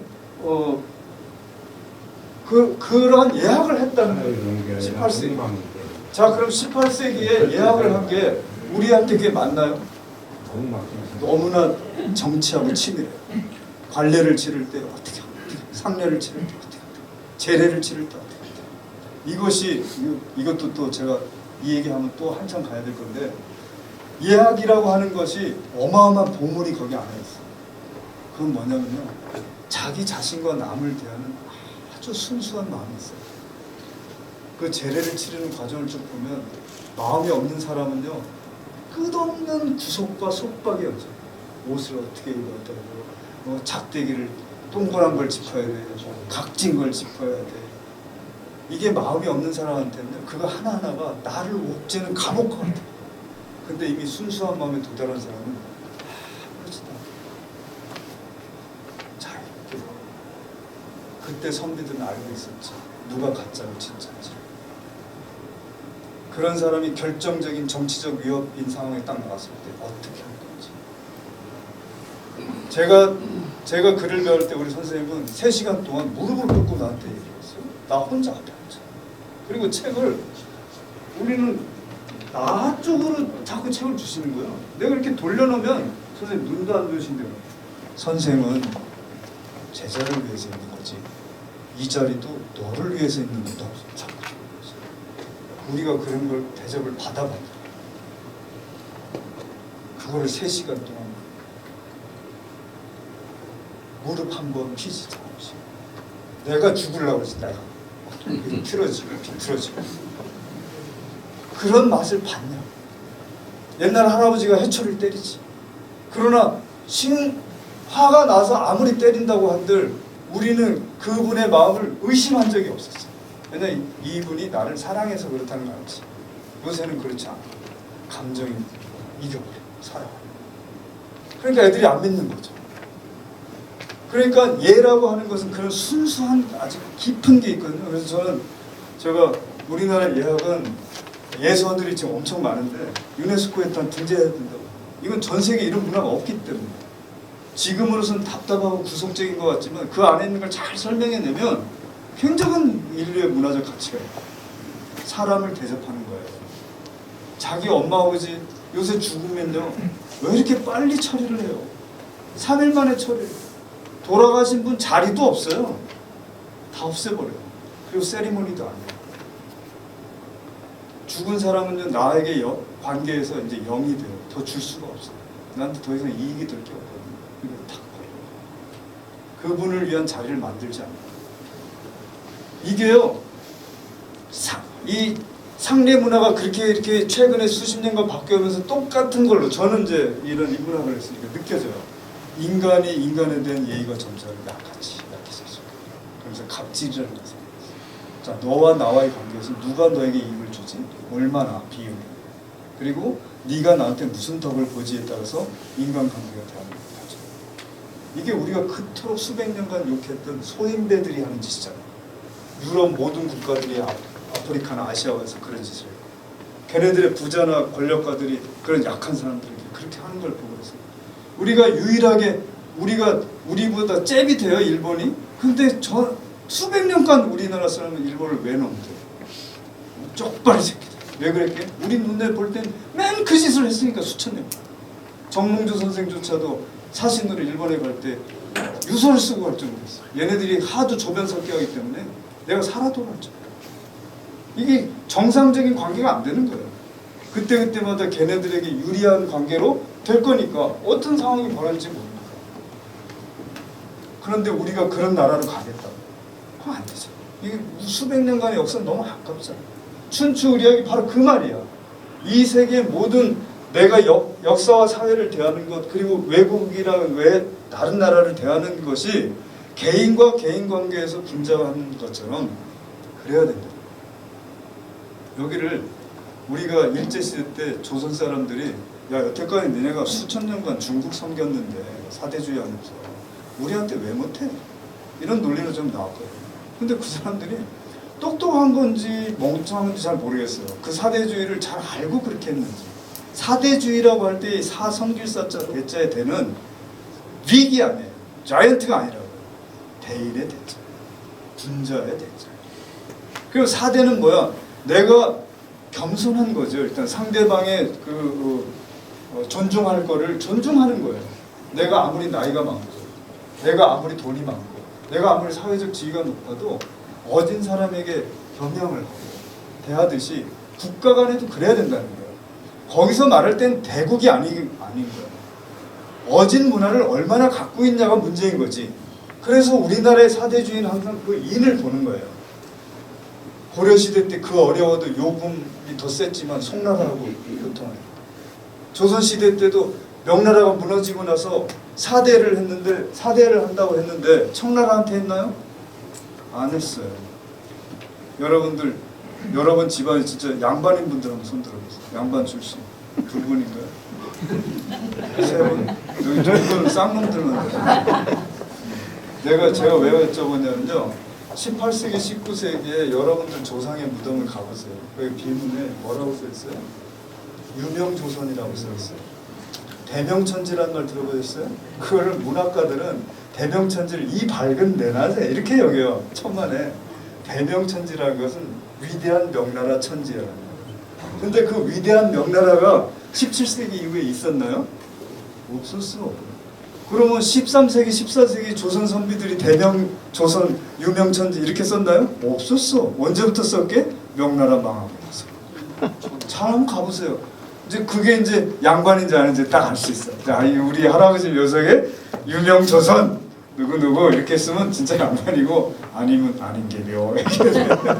왜냐하면 그분들이 그걸로 자기 정체성을 드러내. 그래서 17세기 이후에 보면 선비들이 다 썼어요. 유명조선국. 그 다음에 이제 관직명을 쓰고 뭐 이렇게 했죠. 그리고 이렇게 동구유배는 여기도 양반들이 충청도에 많았었기 때문에 조금만 이렇게 주변에 가면 다 볼 수 있어요. 그럼 거기서 말하는 4대 때 되는 일본 애들이 조선징들을 비하하기 위해서 세력의 의미의 대자가 아니라는 거예요. 그거는 인의의 문명을 지키느냐 안 지키느냐, 이해관계로 보느냐 안 보느냐, 그게 아니고 인이냐 불이냐 이걸 보는 거다. 그래서 사대주의의 춘추 의리학의 공자가 맨 마지막에 작성한 게 춘추란 책이에요.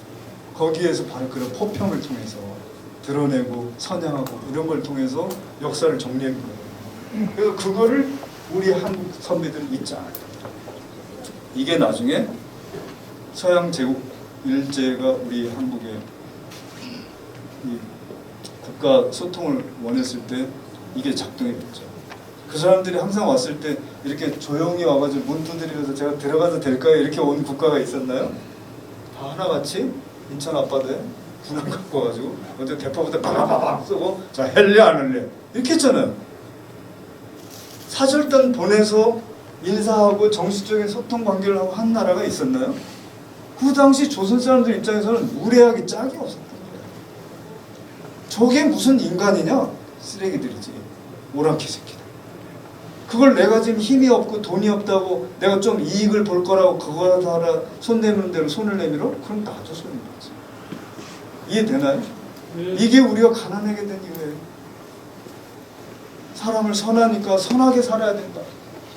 그래서 외국이랑 무역하고 하는 것도 왜 자꾸 사람의 마음을 이익으로 자꾸 그렇게 자꾸 흥기시켜. 그렇게 하면 안 돼. 지금으로 봐서는 좀 답답하기 짝이 없는 거지만 그렇게 수백 년을 그렇게 한 거예요. 사람은 어질게 살도록 해야지. 그리고 그런 세상 만드는 게 부모와 선생과 임금의 이 역할이죠. 그래서 군사불체라고 했잖아요. 자, 그 밑에는 뭐가 있죠? 인이라고 하는 장엄한 보물이 있어야 돼요. 근데 일제가 어떻게 했어요? 똑 따먹고 그 끝에 머리만 충과 혀만 따먹었잖아요. 그래서 일제시대 때 물론이고 군사 독자정권 시대도 계속 이어서 여러분 국민학교 다니던 시절에 충효 누가 믿었어요? 인을 빼먹었는데 일제가 우리 조선징들한테 인을 베풀러 왔나요? 역대 독재 정권들이 인을 베풀려고 정권을 장악했나요? 아닌 거 다 알아. 거짓말 쳤잖아요. 그러니까 가치 따로 생활 따로 교육이 그게 제대로 되나? 안 믿지. 그러니 인을 빼진 이상 충효는 거짓말인 거예요. 충효 사상의 핵심이 바로 존군부예요. 존군, 존부. 애비에 대한, 부모에 대한 이것이 대학에 나오는 친친과 조녀를 그냥 오버랩시킨 거예요. 인을 베푸는 데는 두 가지 방법이 있는데 첫째는 애비 자식 간에는 친친이야. 이거는 옳고 그름을 따지면 안 돼. 애비가 돈이 많은지 없는지 착한 사람인지 나쁜 사람인지 성공한 사람인지 아닌지 자식이 명문대학을 갔는지 안 됐는지 이거 따지면 안 된다고. 친친은 그냥 친친이야. 그냥 너의 네가 누구든 어떻게 했건 세상 사람들이 다 너를 욕하고 비난을 하고 해도 넌 내 아버지야. 공주에서 강복되고 나서 다음에 꼭 이런 모임이 되면 우리 원장님처럼 어떤 우리가 오늘 우리 2시다 그러면 1시부터 와서 이 자리에만 앉아 있는 분이 있다 그래요. 그리고 다 가는 거 확인하고 갔더래요. 그래서 다른 사람들이 저 사람 참 성실한 사람이야. 저 사람 참 훌륭한 사람이야. 그래서 몇 년이 지나고 나서도 한치도 어김없이 그렇게 하시니까 사람이 물어봤대요. 어떻게 김 선생은 이렇게 매번 이렇게 큰 모임이 있을 때마다 이렇게 와서 그렇게 있냐고. 그랬더니 너희도 아다시피 우리 아버지가 친일을 했잖아. 그러니 광복 이후에 어디를 가든 우리 아버지 욕하잖아. 그러니 내가 여기서 딱 앉아있으면 못할 거 아니야, 내가 있을 동안은. 이게 효한 거야. 그리고 그 사람이 얼마나 나쁜 짓을 어쨌든 간에 남이 다 욕하고 매국노라고 하든 정성스럽게 제사를 우리 아버지니까. 그걸 우리 아버지가 친일이니 애국했니 이거 자식이 할 거 아니라고. 남이 그래도 나는 할 거 아니라고. 그리고 사회에 나와서는 어떻게 해야 돼? 조년을 해야 돼. 그 사람이 나한테 이익을 주냐 안 주냐 이게 아니고 그 사람이 어지냐 어질지 않냐를 보라는 거예요. 이게 어려워. 선비가 이게 어려워. 우리도 어렵지. 그러니 어떻게 해야 돼? 조년의 기본적인 건 그 사람이 어지냐 어질지 않냐가 핵심이거든요. 그러니 그걸 누구한테 하라고? 임금한테 하라고. 그 사람이 나한테 승진시켜주고 연봉 많이 준다고 충성할 게 아니고 그거는 소인배의 충성이지. 그 사람이 어질냐 어질지 않냐. 그러니까 옛날 조선시대 최고의 관직의 그 핵심 그 관직은 어디죠? 3사예요. 홍문관, 예문관, 사관. 이 사람들 공통적인 게 뭐죠? 자기보다 윗대 있는 사람 비판하는 게 업무잖아요. 그게 바로 옛날 선비들이 원하던 청요직의 가장 핵심적인 거예요. 이게 조선의 전통. 다른 나라 그런 거 없었어요. 일본에 있었어요? 유럽에 있었어요? 다 죽어 그냥. 죽어 그냥. 조선은 그랬어요. 그런 거를 일본 애들은 그거 다 따먹고. 아, 조선 사람들이 효 정신이 참 높아. 그러니까 충과 붙이면 이게 아주 최고의 수신 교과. 수신 교과에서 핵심이 충이니까 그거를 70년대까지 다 그렇게 해왔어요.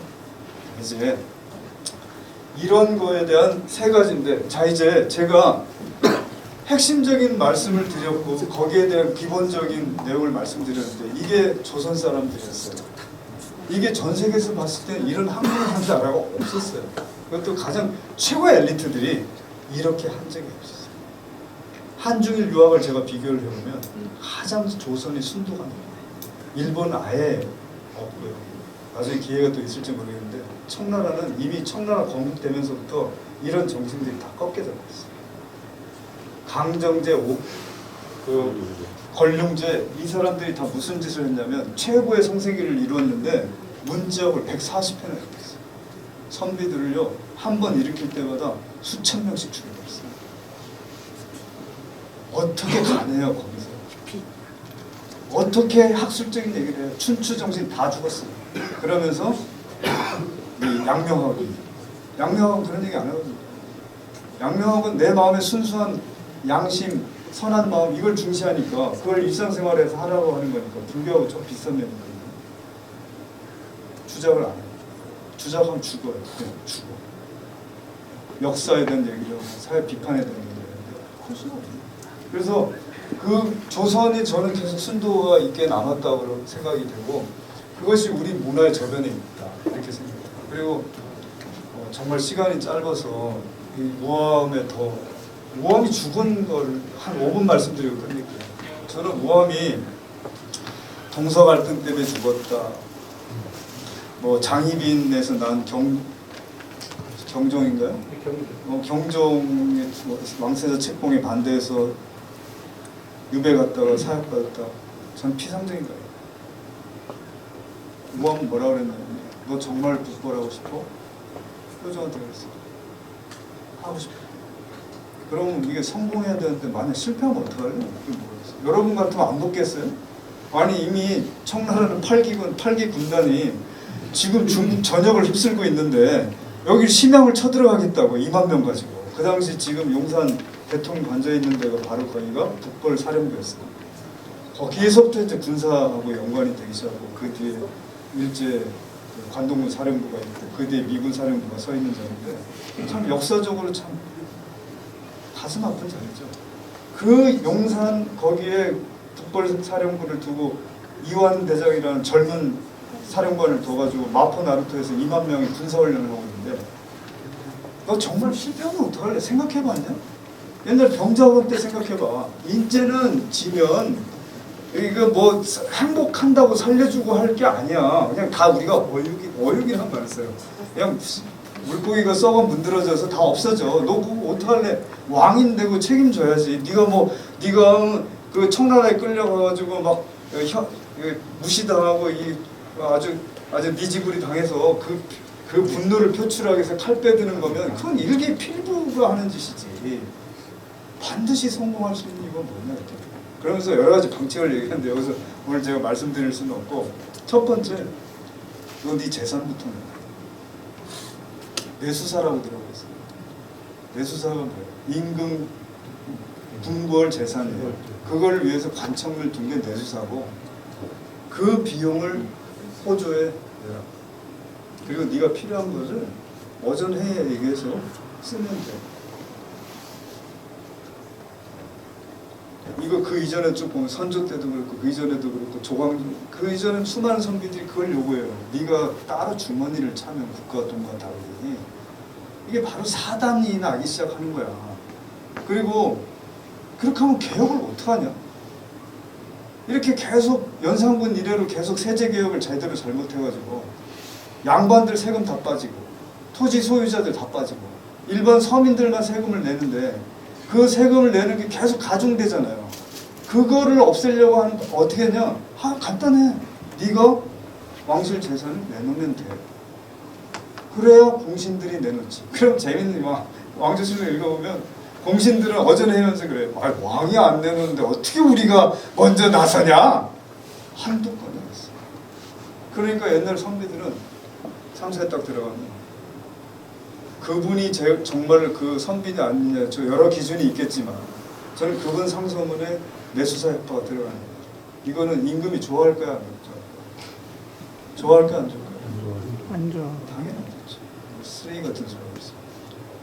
역시 고종이 멸망할 때까지 한 번도 하지 않았어. 말만 개혁했지. 그럼 임금이 안 하니까 어디서부터 손을 대냐. 그리고 고려가 망할 때도 그랬고 조선이 망할 때도 그랬지만 공통된 현상이 뭐죠? 빈부격차가 극심해졌어요. 빈부격차가 찔러요. 그러면서 대부분의 사람들이 극빈층으로 전락하죠. 극빈층으로 전락한 사람들은 희망이 없어요.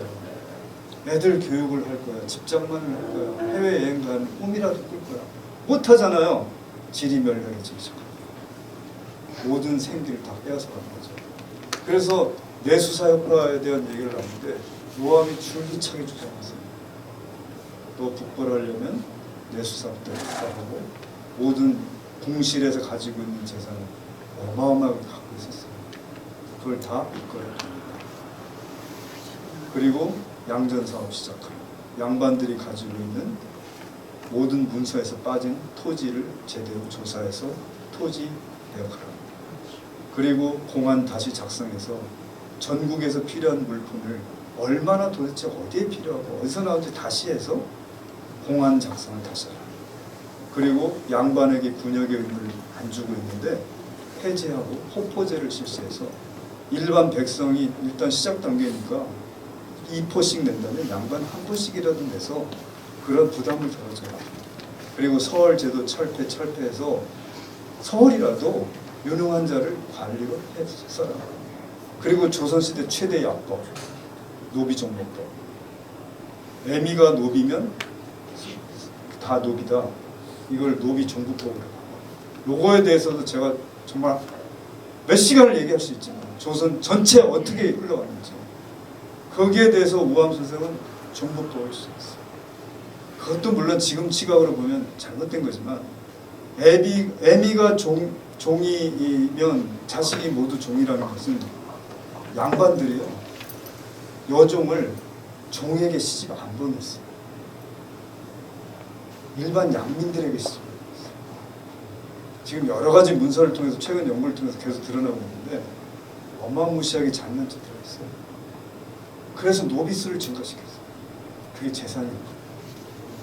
말 한 마리 가격이 남자 성인 노비의 3명 값이었어요. 그 이유도 왜 그렇게 가격이 책정되는지도 이유가 있는데 그런 것들을 노비 종부법으로 바꿔서 국가의 세수를 확보하고 그리고 양반에게 수탈당하고 있는 삶을 회복시켜야 된다. 자 이런 얘기하면 좋아할까요? 왕과 기득권. 여기에 싫어하는 사람이 있죠. 손 들어보세요. 무슨 지금 제가 아까 양반 출신 손 들어보라니까 3명만 손 들었는데 이분들은 진짜 억울한 거예요. 내가 이것들이랑 같이 여기 앉아 있어야 돼? 그래요 안 그래요? 그렇죠? 아니 옛날 같으면 이거 어디 상상이나 할 일이야? 그 시절로 돌아가고 싶은 거죠. 그죠? 내가 왜 쎄빠지게 공부하고 일해야 되는데 니네들이 다 해주면 내가 가을에 소출이나 정리하고 장부나 정리하면 되지. 말음을 잘 들었어. 그렇잖아요. 똑같은 일이 벌어지고 있어요. 교수님, 예. 이제 그런 설명은 이제 충분히 다 했으니까. 네, 앞으로는 그러면 지금 현실에서 예. 어떻게 미래를 자, 두 가지를 제가 말할게요. 제가 그때도 있지만 제가 이런 말씀을 장황하게 드리는 거를 제가 공부할 때만 해도 우암 선생을 보수주의의 그 화신이라고 했어요. 국가 개혁의 반대자. 그리고 나라를 망친 정점에 있는 사람. 그 뒤에 노론이 그렇게 만들었습니다. 제가 이렇게 말씀드린 이유를 이제 느끼시겠어요? 이분 학문 뭘 했는지, 그리고 국정을 담당해서 어떻게 하려고 했는지, 국가를 어떻게 개혁하려고 했는지, 그리고 명나라가 멸망한 마당에 이제 새로운 시대가 맞이했는데 우리가 어떻게 국정 개혁을 가져가야 되는지, 국정 기조를 어떻게 가져가야 되는지. 야, 그 당시에 이제 많은 사람들이 그랬어요. 야, 이제 과부가 벌써 실절을 했는데 무슨 또 명나라야. 이미 청나라에 항복했고 이미 저기 외교 관계 맺고 했는데 이제 와서 무슨 또 절개를 요구하냐고 이렇게 비아냥거리는 사람도 있었어요. 근데 우암은 그렇게 생각했어요. 그건 지금만 보고 하는 거지. 300년 뒤, 500년 뒤에 우리 후손들이 봐라 우리 선조도 그랬잖아. 무슨 의리를 따지고 인간관계에서 어짐을 따지고 그래. 지금 살아남는 게 중요한 거지 라고 할 거다. 그렇게 말했어요. 그리고 제가 아까 조선의 보수주의에 대해서 우암이 정점에 있다고 그랬는데 지금 말씀을 들어보니까 어때요? 당시 어떤 분들보다 개혁적이었어요. 조선에서 항상 내수사 협파라고 했던 사람들은 다 죽었어요. 다른 여러 가지 이유가 있어. 다른 걸로 오버랩되고 저는 그렇게 생각이 들어요. 개혁이 중지되고 개인적인 문제에 다 치부돼서 중지되고 고려만 해도 조선시대. 그래서 우리나라 21세기 되면 어떻게 하냐? 국가의 목적이 어떻게 돼야 돼요? 오질게 사람 살게 해야 돼요. 그럼 유학이 맞아요. 왜냐? 개인에게 책임을 묻지 말라는 거예요. 개개인이 가정이나 사회나 국가에서 어질게 살 수 있도록 판을 만들어줘라. 그게 국가가 할 일이고 정치인이 할 일이고 애비애미와 선생이 할 일이다. 그거 안 하고 개인에게 자꾸 묻는 것은 너에게 문제가 있다는 거예요. 이게 성리학의 기본적인 논점이에요. 그래서 조선시대 때 임금과 신하들의 얘기나 상소문 내용 같은 걸 보면 거의 대부분 주제가 그거예요. 너 요새 잘못하고 있어 하고 임금에게 비판하고 어떤 권신이 그거 자꾸 책임 회피한다고 골자는 거예요. 자 이제 우리도 지금 그런 상황에 왔잖아요. 지금 벌써 빈부격차가 한국이 위험해졌어요. 너무 위험해졌어요.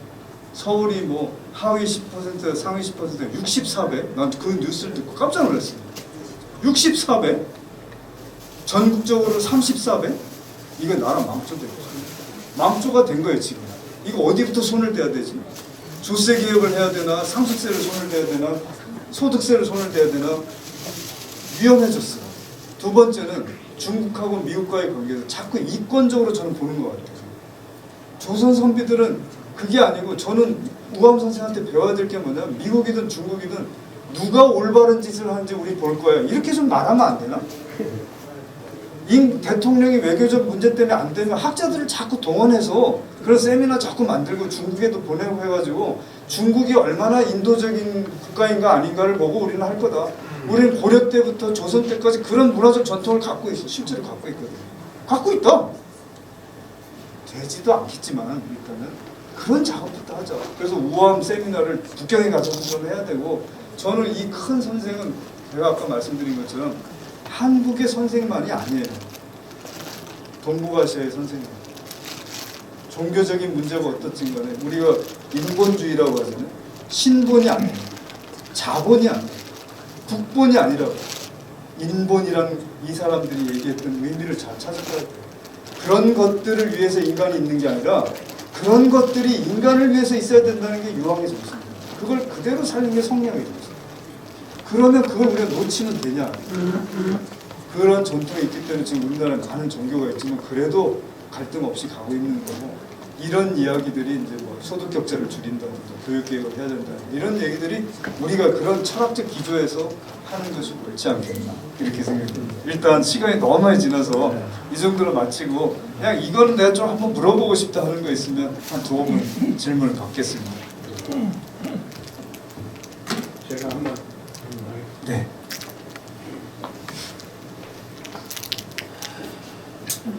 저는 성균관 유도회 전국협의회 회장을 맡고 지금 저도 성리학이나 예학이나 춘추 의리학에 대해서 관심이 많고 저는 우암의 직선은 아니고 큰 집의 방손입니다. 그런데 오늘 교수님의 그런 성리학을 전공하셨고 이 성리학이 무너지고 지금 현실에서 이러한 예학이라든지 의리가 무너지니까 세상이 개판이 된 거예요.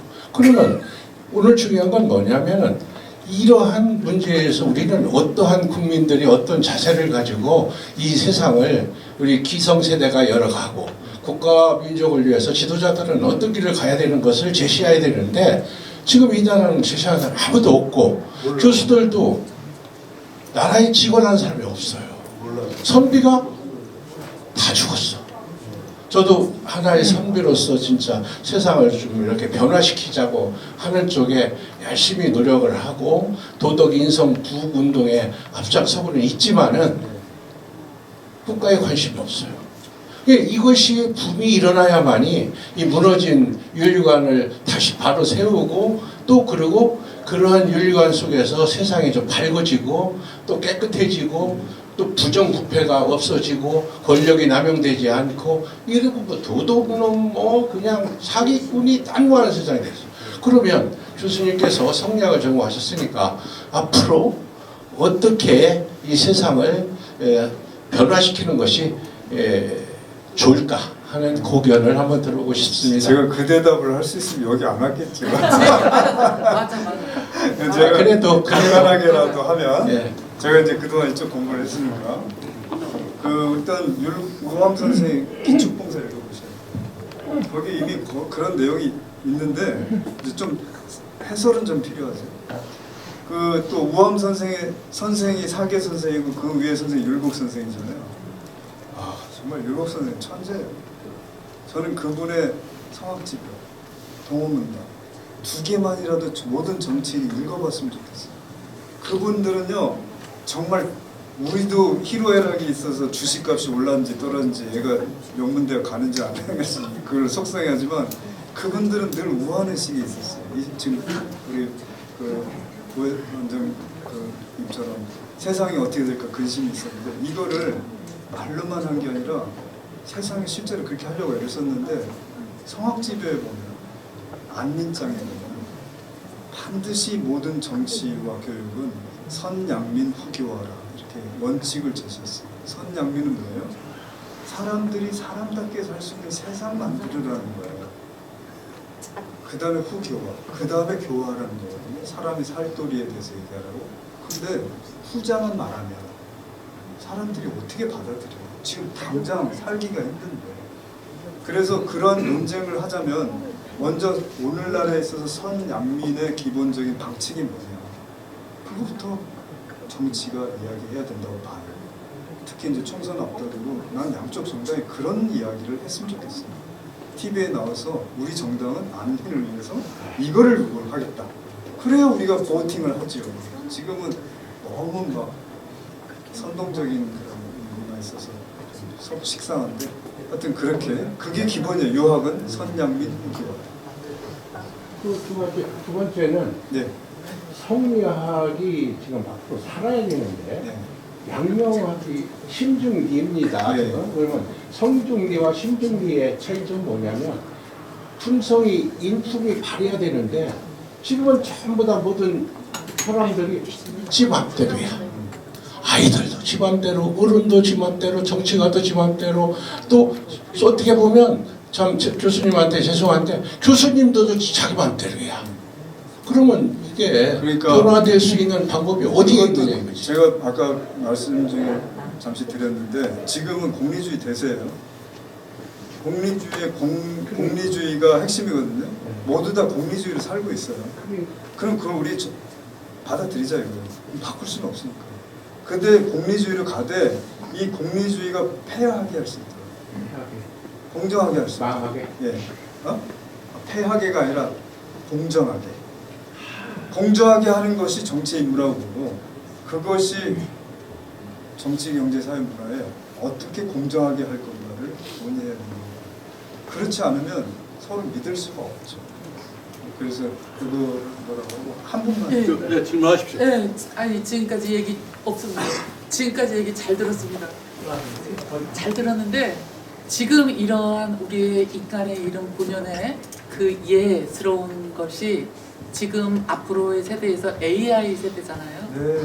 그 AI 세대에서 AI에게 이거를 집어넣을 수 있는지 네. 궁금합니다. 저도 궁금해요.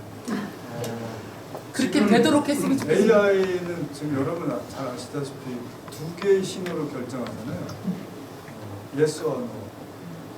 저기 통과하냐 안 통과. 그거 가지고 결정하고 그러니까 수학적 논리로 하잖아요. 거기에 지금 여태까지 우리 유학에서 말한 감정과 정서를 실어낼 수 있냐? 그거. 저는 지금 단계로서는 어렵지만 할 수 있다고 봅니다. 이게 우리 인간의 정서가 이게 괜히 만들어진 게 아니고 생존 본능이 있어야 정서가 만들어지거든요. 이성보다 감성이 훨씬 더 야생 상태에서 살아남기 좋은 시스템을 만드는 거잖아요. 대처하기 위한. 그거를 AI에게 주려면 걔가 생존 욕구가 좀 있어야 되거든요. 그럼 그거를 먼저 좀 줘야 되는데 아직까지 그 기술이 그게 안 되니까 그건 좀 시간이 좀 걸리지 않나요? 그래도 할 거라고 생각합니다. 자,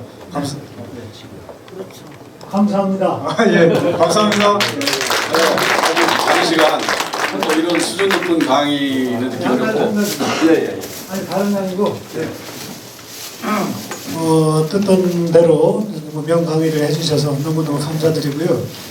여기 오신 분들은 제가 둘러보니까 전부 집 나오신 분들이라 밤새도록 하셔도 상관없는데 교수님이 바쁘실 것 같아서 몇 번이나 더 오시면 아쉽지만 하실 수 있는 말씀을 다 하실 수 있을지 여쭙고 싶습니다. 저도 잘 모르겠습니다. 뭐 기회를 주시면 뭐 언제든지 같이 만나는 감사합니다.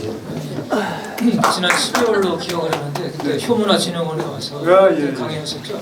그때도 참 좋은 강의를 해주셔서 다음에 언제 기회가 있을 거는데 또 동구문화원에서 기회를 마련해주셔서 대단히 고맙고 하여튼 고맙습니다. 아유, 장시간 뭐 길게 말씀드릴 것 없이 교수님 강의 너무 잘 들었고 얼마나 따라 이런 수준 높은 강의는 더 기회를 마련해서 듣도록 하고 오늘 또 장시간 끝까지 남아주신 여러분들께도 다 같이 자초가 드리면서 큰 박수로 끝내겠습니다. 고마워요. 안전인가 보고.